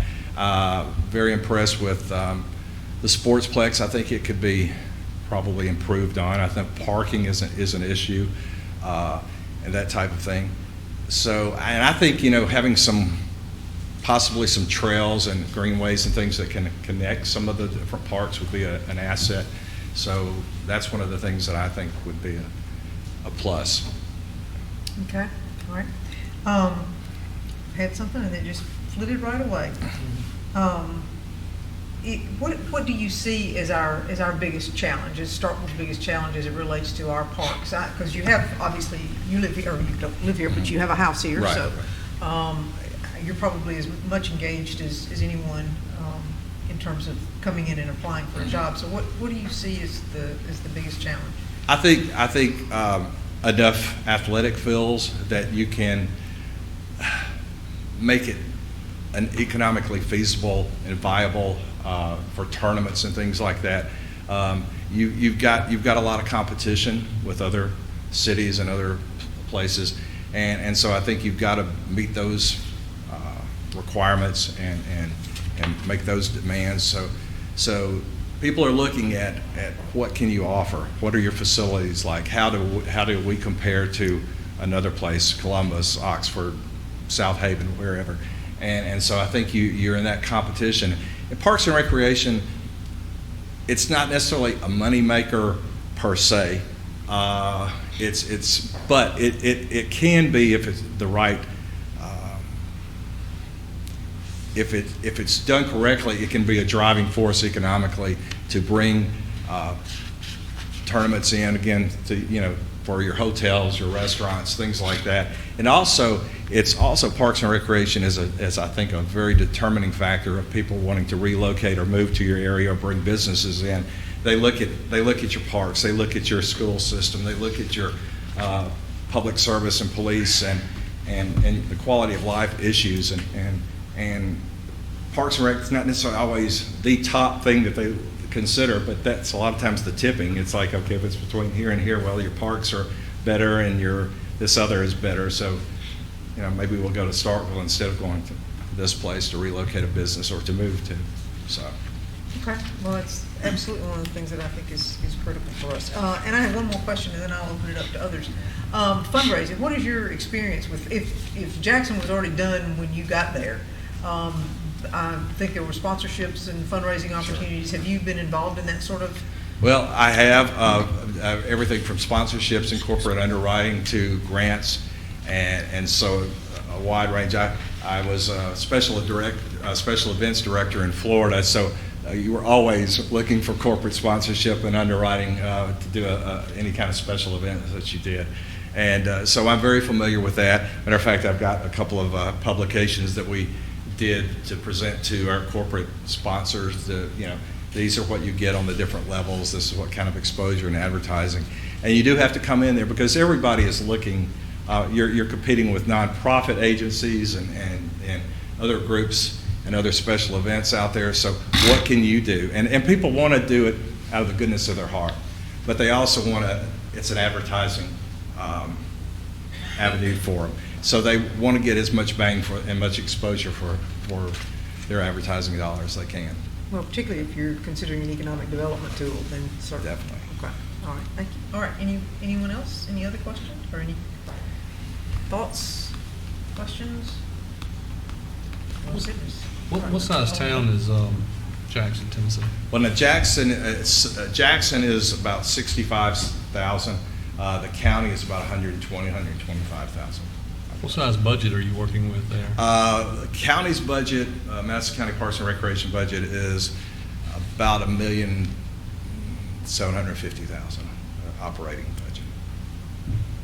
Okay, so you're knee deep in working with the budget and get used to that. Yeah, we just our fiscal year just ended in June, and we just got it approved. As a matter of fact, last week was the last the meeting. So from 4 months I've been working on it. So you've been involved as a parks director for 18 years? About 18, 19 years. Okay, and I understand the Sportsplex was built just prior in Jackson. Just prior. Have you been involved in any construction projects during your tenure as a parks director anywhere? I have.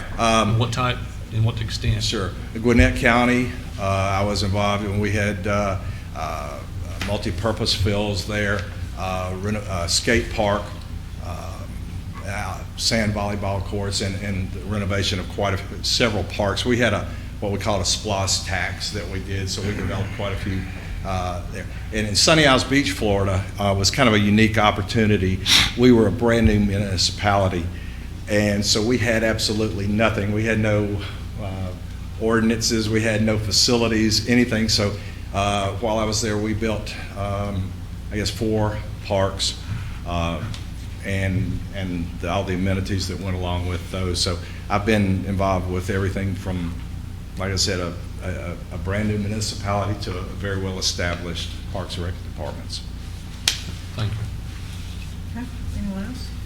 Mr. Smith, thank you for coming down today and talking with us. I appreciate it. Your resume, you certainly have a lot of experience from Florida to Gwinnett and to North Carolina, all places that are that are growing and have very active Parks and Recreation departments. So there's no question that that you have quality experience that makes you a good candidate for our position and where we're trying to get to in Starkville. I appreciate the comment that you made about what you saw in J.L. King Park a year ago versus what you see now and the improvements that are being made there. I think that's what we're trying to accomplish. You mentioned that the master plan is a blueprint, and that's what we're trying to do is follow some of that blueprint in terms of creating new positions, a new director of maintenance that we've hired. And so we believe that we're making those steps. And what I'm looking for, and I believe what the others are looking for out of this hire, is for somebody that can help take that blueprint with more professional staff and help get us to that next spot. So having said that, what would be if this were to be, you were to be chosen to be the director of this position, what would be your vision and where would you look to try to take the city of Starkville and the Parks and Recreation Department? And how would you accomplish it?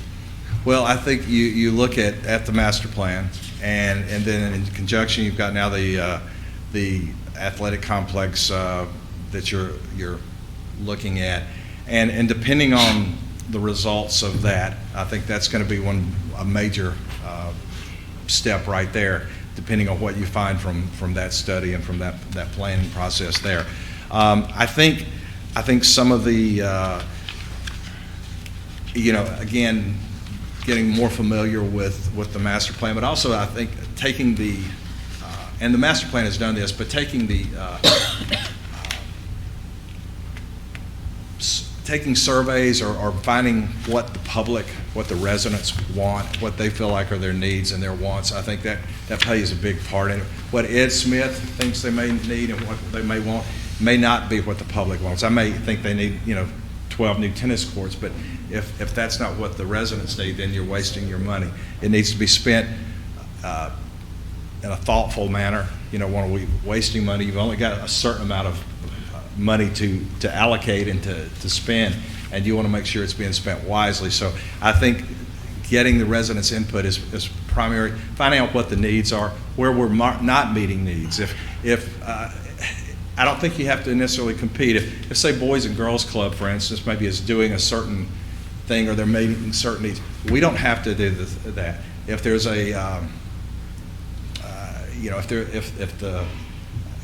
there's no need in to compete, like I said, if the needs are, it's where the needs are. I think that's where we have to concentrate. And so that's what I would look at. I would look at, what amenities we are lacking right now. One of the things, and again, it's kind of fairly expensive for what it is, but I know that the pool at Moncrief Park, it seems like every day when the weather's cooperating, it's closed because they've reached their maximum.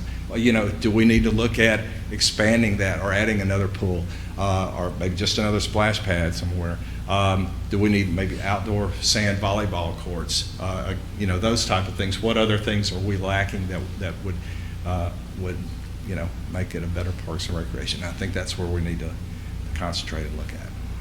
Let me say one thing since we're being watched. It's not closed, it is closed to new people because it's full. So it's open, but it's right, exactly. It's because it's full. Let me make sure that. Clear on yeah, it's you've reached your maximum capacity. Is one better in, one out, terminology there. Exactly. Yes. Okay. Sorry, just didn't want to interrupt. No. But I want to make sure that was clear for those who might be watching. Anything? Watch my wording. Anything further? Anyone else? Anyone else? No? Okay. Do you have anything that you would like to ask us or to a statement you'd like to make? Well, I guess what are you looking for? What do you feel are the strengths of, and what are you looking, or what do you feel are the weaknesses in the department or with the Parks and Recreation? Well, I certainly will answer for myself. Okay. I think I'm looking for the person who takes us into the next decade, 20 years, and makes us the best Parks and Recreation facility in the state. Somewhere that is a place that we point to, a place that we can be proud of for both our residents, for those who come to visit us. And we try to be a destination city, and so people coming to visit us is, I think, a large part of who we are and who we want to be. And so from my perspective, that is a focus for me and for this position. Obviously, we have to take care of the residents in the sense that we serve from cradle to grave, and we want to make sure that they're all feel comfortable being in our parks. So, from my perspective, that's kind of an overall view. If anyone wants to add, Alderman Walker? I agree with a lot of that. I think what I'm looking for in this position is somebody to really be a leader of the park, and part of that is going to be management, certainly the day-to-day management and how we get there. And certainly, it's looking at parks at the big level. I look at this as a person who's not going to be focused on any one thing, whether it's going to be the ball fields or more of the leisure side, but it's got to be inclusive. Because parks and recreation, despite people that know that I am definitely for this tournament facility, parks are much broader than that, and they need to serve the broader community. And the person that is selected to be in this position has to have that broad view, knowing that there are going to be components that are going to be added over the way to help get you there. But somebody that has an overall perspective of the parks and strong leadership and management ability to be able to take a growing professional staff of people that are there and getting them to buy in to working hard and to accomplish the goals of the department. Anyone else want to weigh in with anything different or in addition to? Okay, no? Well, Thank you again. okay. And we appreciate your investment. I think Vice Mayor Perkins was out when I said that he has a house in your ward, Well, Central Avenue. very good. We're glad that you chose not only Ward 6, but the city of Starkville. Glad to have you. Thank you. Thank Well, you. I appreciate it. Thank you. I've enjoyed it. If I could just, real quick, I know y'all have been here for a while. You've got a little longer to go, but I just wanted to touch on a few things that why I feel like I would be a good candidate. When I was in Mount Holly, North Carolina, we for 2 years running were recognized as Playful City USA, which Starkville has also had that recognition. We were able to get grant money through Kaboom to help build a playground. And so that's some of the things that I've done. I've worked with Gwinnett County, which was a gold medal parks and ranked #1 in the country in 2008, 2009. But more than that, like I touched on earlier, I think parks and recreation is a vital part of the community, and I think I come in with experience and being in several departments, have also new ideas. I've seen what works, what doesn't work, and what works in one place doesn't necessarily work in the other place. But I think I can come in with that experience, with those ideas. I've got familiarity with Starkville, so I think I can hit the ground running and not really, I've worked with the design groups that you guys have worked with, so I've had some of that interaction with them. I think Starkville it's a growing, it's a vital city. I think being able to have Mississippi State and Starkville, I think it's a good joint venture, and the partnership that you've got. I think there's so many joint opportunities, working with the school district more to some of those school usage agreements and things like that, to expand some things. Sometimes you don't have to necessarily build facilities, but it's utilizing what you've got already in place, and I've done that. So those things being said, like I mentioned earlier, I've got a diverse background, so it's not in one focused area, and I think I can bring that to the table. I would love to be a part of that growth of Starkville in the Parks and Recreation Department. So, but I appreciate the opportunity, and thank you again. And if you need any other information from me, glad to. All right, we'll go find you on Central Avenue. Yeah, 313. Right now I've got poison ivy from doing yard work. So I'm sitting here trying not to scratch. Thank you so much. Thank you.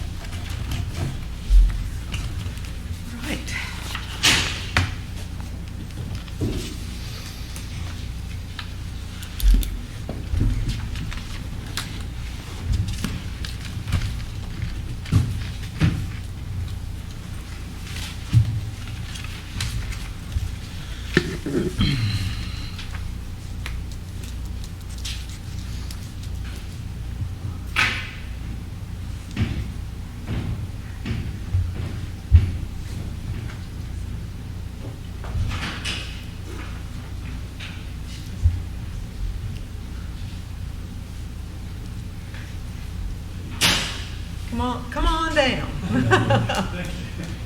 Certainly. Yes, if you don't mind, we'll let you be, because if you were to be seated, then some folks would not be able to see you from one angle or the other. So if that's okay with you, consider yourself relaxed and welcomed, and so we'll have a conversation and ask some questions and get to know one another. Would you like to make an opening statement of any kind? Would you like to share with us your thoughts?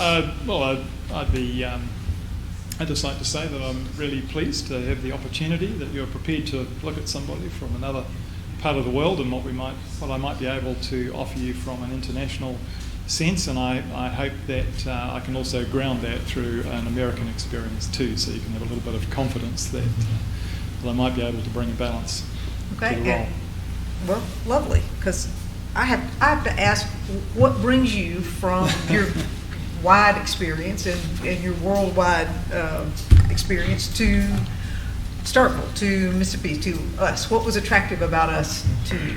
Well, I think it was a couple of things. I just finished an executive contract with World Urban Parks, and really starting to think about that I would like the kind of thinking in terms of a long-term project, really, that is going to be interesting and challenging.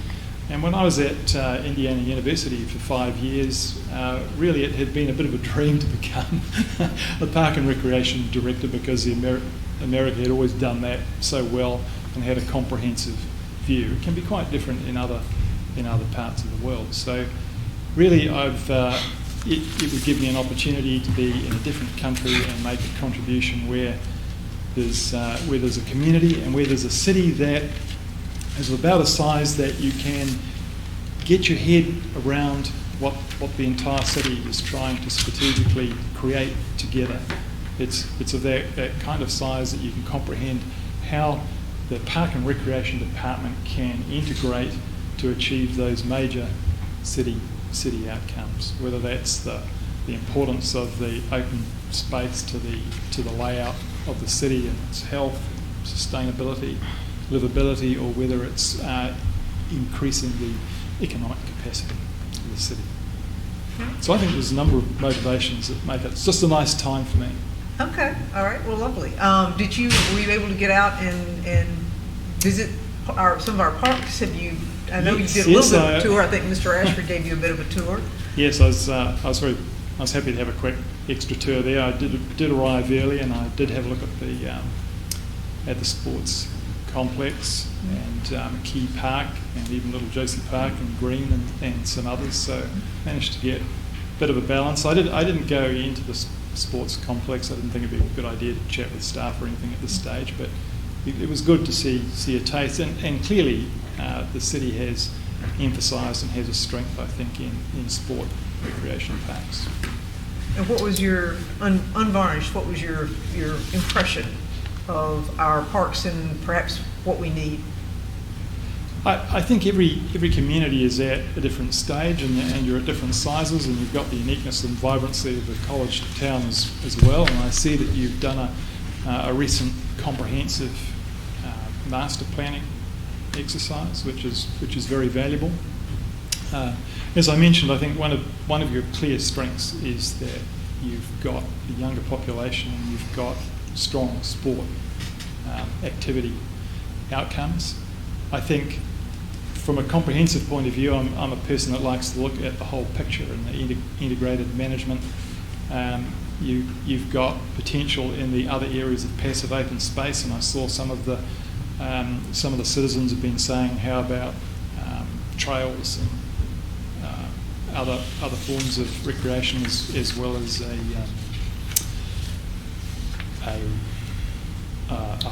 higher level sporting facility that can operate at a state level.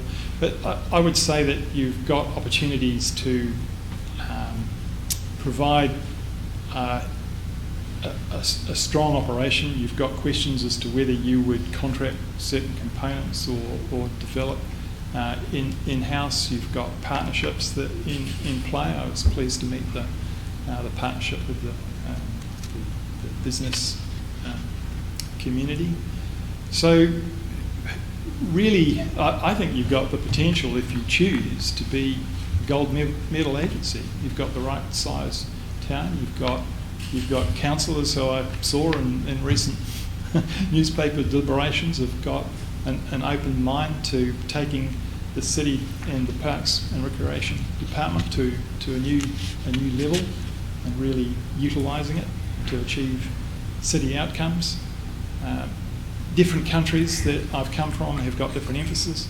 In New Zealand, very strong long-term planning, very strong asset management, knowing what you've got, sustaining the funding and having plans around that. The US has always been strong in recreation programming, events. It's been strong in volunteers, for example. It's a matter of using a different strength. And you've got this huge partner, as you know, in MSU.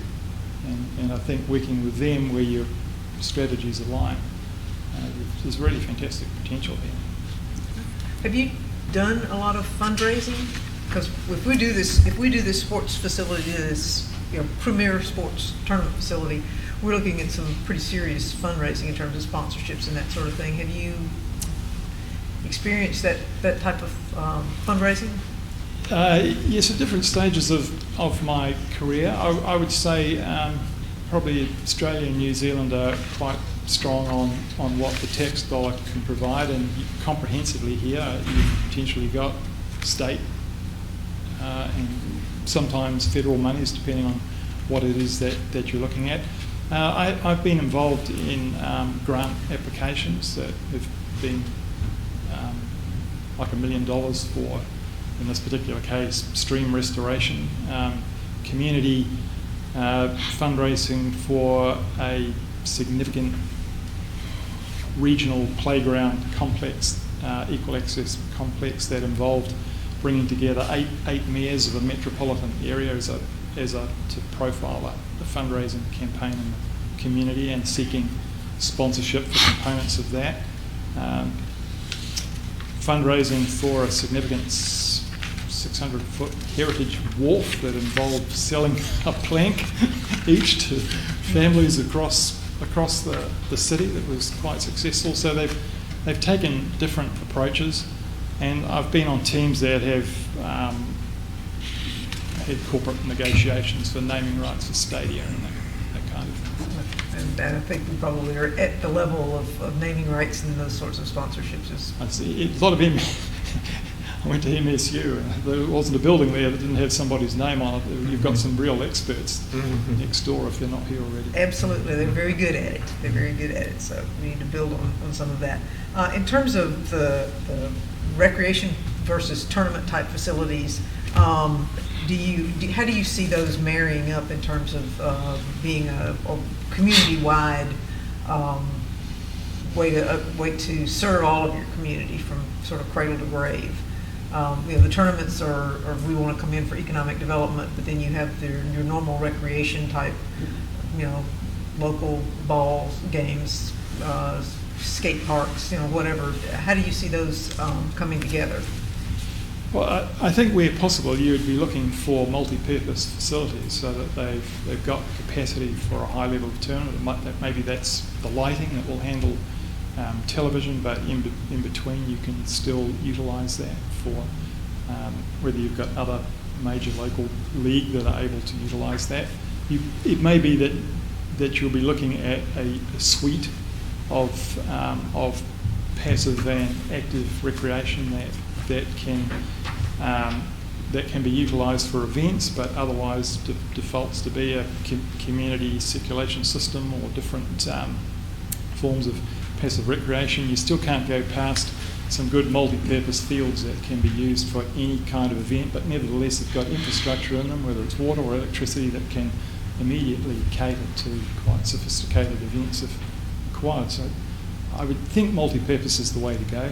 But I mean, the great thing about being in local government is you can look across America and look at other college towns that have really created vibrant sporting or economic type outcomes and draw upon that expertise to polish up what you already know from the management plan, for example. You have a wide background. Of all the things that you've done, what have you taken the most pride in? What have you enjoyed the most? Well, there's been quite a lot of things. I've been a little bit unusual in having been through a regional park metropolitan service, and I've been a city park manager for a large city of 365,000 population. With that one, I think one of the things that I most enjoyed was working across the city with various colleagues and the deputy mayor to take a delegation to London for the International Livable Community Awards, and coming back with four awards based on what the city had done. And that was a great way to bring I think, the different managers and councillors across that city together around a joint project. And just after that, I was in as the director of national parks in Australia, which had some strong Indigenous relationship outcomes. And finally, perhaps the thing I've been most proud of was that through being involved in national associations and boards, I had become involved in developing a peer review system, and I led a strategic review of the International Federation of Park and Recreation Administration. It was an old international organisation, it's become a little bit moribund, but we had a great team there, including the CEO and president of the NRPA was on that team. We reviewed it and came up with a new contemporary world organisation that was more internet-based, quite a bit younger, and I was invited to be the chief executive as a result of that. It was quite complex. We had task forces and reference groups and things, but it all ultimately came to be, and that's the contract I just finished. So that collaboration. Huge amount of collaboration, and that's through associations, as you would know. It's all volunteer work, really. Even though most of the memberships are city directors and national associations and professionals. There was a structure there of over 150 people in standing committees and boards and working parties around the world, sharing knowledge, creating conferences, technical tours, those kind of things. Okay. Anyone? Sorry, this is about three things. No, Alderman Walker. Dr. White, thank you very much for traveling all the way to Starkville and finding us on the internet. It really is a great thing that you found us, and that we were attractive enough. And I believe you used the word a challenge, and I think we'd present a challenge.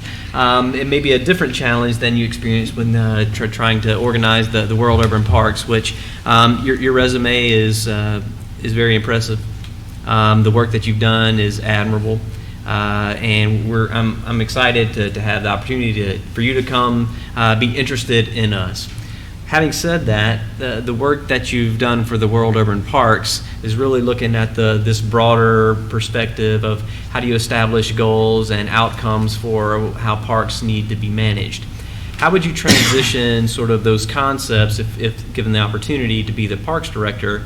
How do you take something that's the broad overview goals and bring that down to something for the size city that we have and begin to manage and lead on a day-to-day basis from that perspective? It's a good question. I hope I don't give the impression too much that I'm that I'm not also grounded. I think it's a matter of probably bringing together a range of experiences, having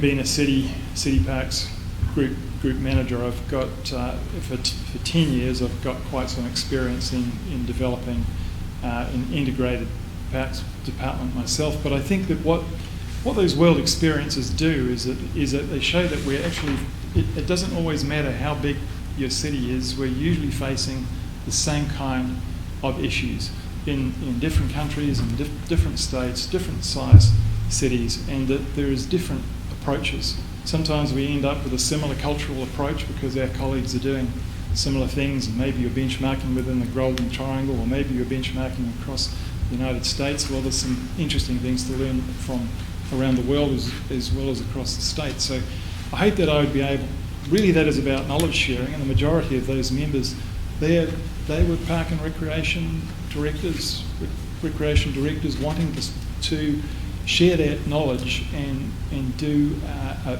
better job and be open to new ideas. Really often don't have to reinvent the wheel. The work's been done, we just need to find it. On the middle? Dr. White, what would you say would be your greatest asset that you would bring to this position? I hope that it would be quite a breadth of experience and an interest in seeing the big picture and putting that together in a way that can create a high-performing organisation that's got staff who are motivated and that is well connected with what aldermen are politically trying to achieve. It's the big picture. It's perhaps a development focus, taking the department through a development phase, whether that's achieving the comprehensive master plan or some of the other key outcomes that you're trying to achieve. And the other thing is just being collaborative, I think, a broad experience with different kinds of partnerships, perhaps an easy relation. You mentioned motivating your staff. What would you say would be your leadership style? It's very much facilitative. I like to delegate as much as possible, and that depends on the job and psychological maturity of the staff, and some of that can come down to development and training too. But it's also involving staff very much in the business planning side, so that everybody feels they've got a stake in that, and regularly reviewing that so that people can be proud of what they're doing, celebrating those outcomes together, and really just really valuing people's contribution. Thank you. Anyone else? Nothing? Okay. I anticipate that you, I mean, one of the things is that you clearly are not going to be a permanent Starkville resident. I say that like I know that, but I mean, with your worldwide, I would expect you to want to go somewhere else and have another challenge. So my question is, how long do you feel like you could be here to do what? Well, my last previous two appointments have been 4 years, and that's the kind of time I think it takes to really get your teeth into something and get to know a community and where people are going, and to be able to deliver those kind of outcomes in stages. Sort of a project? I would see it very much as a development project in a project sense. And if it takes a little bit longer to finish it and nail it, I will. I do realise that as an international person, you'd need to sponsor me to this job, and I see it in many ways that it's not just a development challenge, but there's a relationship. If you're prepared to do that, I'll be prepared to be loyal and deliver. And I didn't mean anything by that. I just felt like you were more of a project-oriented type of person. Good question. Specific to that. You would fall in love with us and come stay with us forever, and that would be delightful. I wanted to try to touch base with what I perceive to be more your skill set, which looks like a project manager for a specific concept. So, okay. Any other? Or is it just me? Okay. Anything you'd like to say to us or share with us further, or ask questions? Well, I have had the opportunity to ask a few questions before, which has been really helpful, and it's been actually an interesting experience to do this in a council setting. I'm quite used to a council setting, but I've never had an interview like this. So yes, well, public, in view of the public, yes, we do that way, and we certainly appreciate your traveling such a long distance. Hopefully, you're not suffering from too much jet lag. No, not at all. I made sure I was here early enough to be able to get over that. Perhaps my general question to you is that you've gone to the trouble to make a comprehensive master plan, and I'm just wondering how you see that, the level that you would like to develop that. Is it answering all the questions for you, that comprehensive master plan? Is it, if so, is it? We're revisiting it right now. Actually, the same group who developed it initially, they're coming back and they're going to modify it, tweak it a bit based on some land opportunities that we have to go further. I think if you looked at the comprehensive plan, in the back was where it had if you want to develop a premier sports facility, Some this options. is, yeah, this is what you would need to do. So I think we've reached the point now where that's what we want to do, and we've got some land that is an opportunity for us to develop and to receive from the Economic Development Authority here in the county. And so I think we're now looking at it as that economic development tool, as well as the recreation side of the sports, that we can have tournaments as well as recreation. So I think with the tweaking that goes with having another opportunity of property, I think we're looking at seriously moving that aspect of it forward, as well as trying to make sure that we're serving the needs of our entire community, from sportsplex to skate park to baseball, softball, lacrosse if it comes out, soccer, all of those sorts of things. We're trying to be, I think, much broader in our approach to sports and recreation, parks and recreation for our community. So others who want to answer that. I'm sorry. I was just going to talk a little bit about that as well, and I believe the mayor's right. I think one of the things that I think this board and the previous board has done a good job of trying to implement the comprehensive plan. While there's certainly areas for growth, I think one of the things that we've tried to tackle up front is some of the organizational aspects of the parks. For example, it recommended that we hire new positions, one of which was a director of maintenance operations.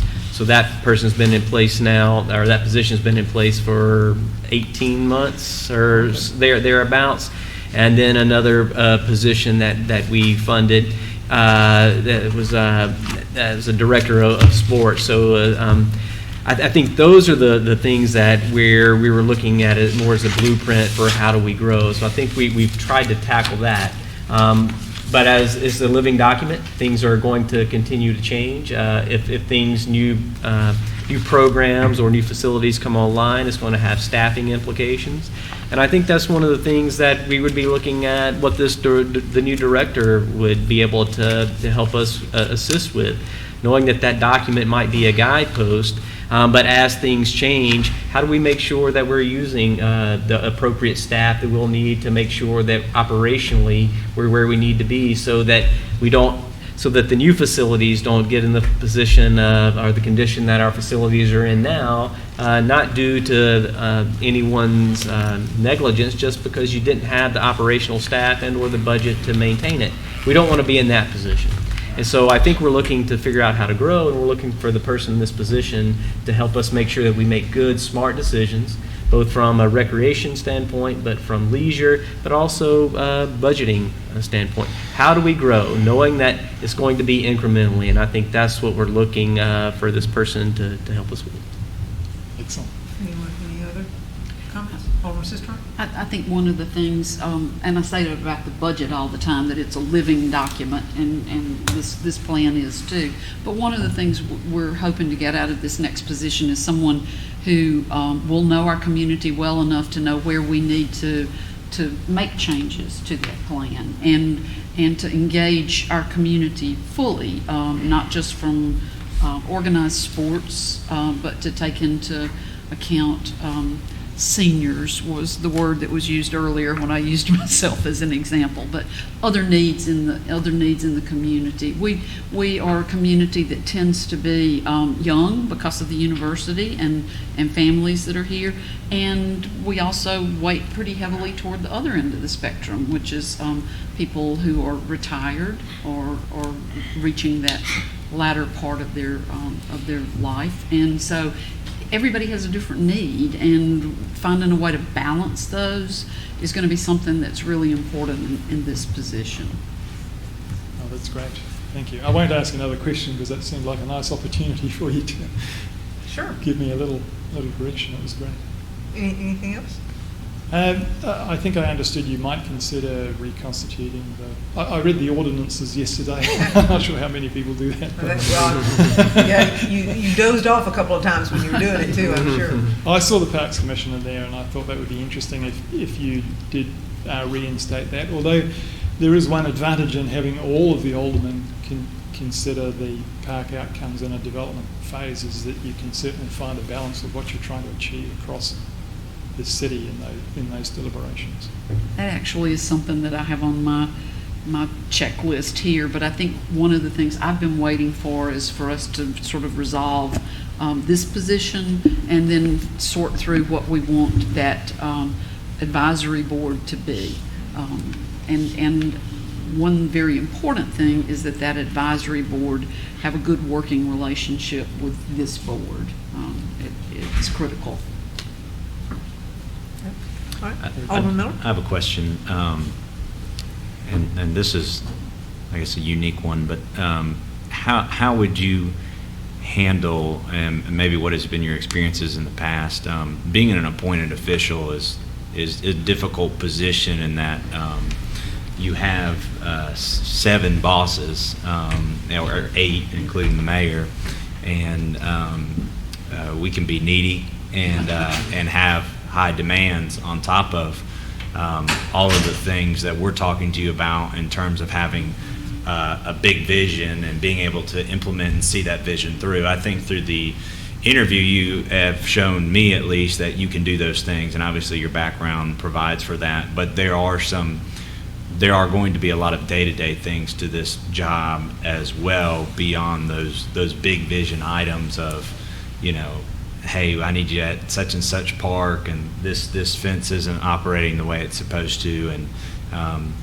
typically the way it works is you're the direct line of, I'm probably not going to call anybody else in parks but you to let you know that's a problem. Have you had experience in that before, and how would you handle that as the Parks and Rec director and as an appointed official for the city of Starkville? Look, I think it's part of the service. That's what you're hiring your officials to do. And I think you've also got your processes so that you can work together around the questions and issues. As far as the daily direction goes, you'll determine whether you've got the confidence to delegate more, and it may even be that you would workshop through various issues and situations so that you've got an answer already without those being thought of on the hoof. But it's clearly the role is to serve this body and the people of Starkville. Good answer. Thank you. All right. Anyone else? Any other thoughts that come with this? Okay. Well, you have come a long way for about 45 minutes, but thank you so much for doing that, and we hope you've enjoyed your visit. Thank you. Everyone's been very, very welcoming. Did you have barbecue? I had something like that. I had a catfish. Oh, okay. I think now took him to Obie's. Yeah. Not Obie's, I'm sorry, to Little Dewey's. So. Anyway, all right. Well, thank you. Very good. Thank you Dr. all. White, thank you very much. Yes, thank you so much. We do appreciate it. Pleasure. All right. Bye-bye. Mayor? Yes. Support Go to on executive. that. Well, before that, I'd just like to say something. Oh, okay, sure. Now it gets back in. Now, I'll say something to him, but Chris, would you get mad? Please. Maybe.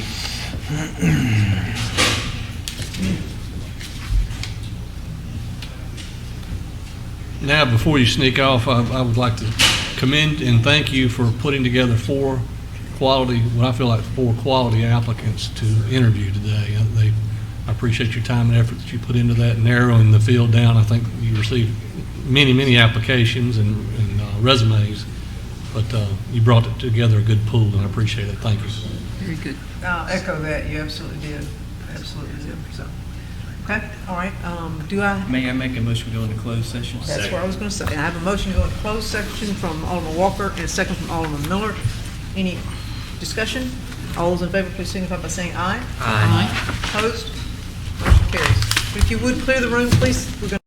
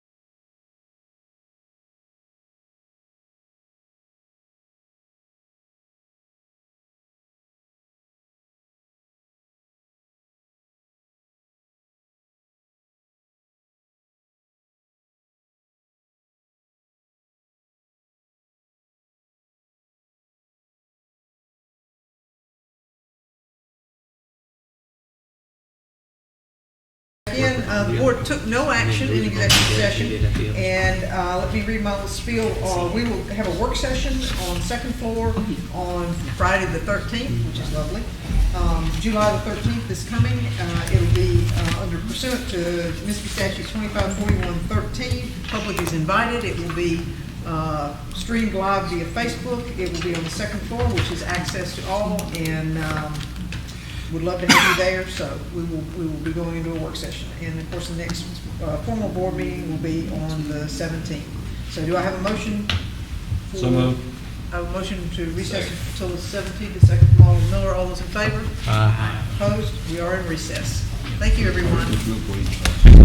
The state senator that she sent a young girl.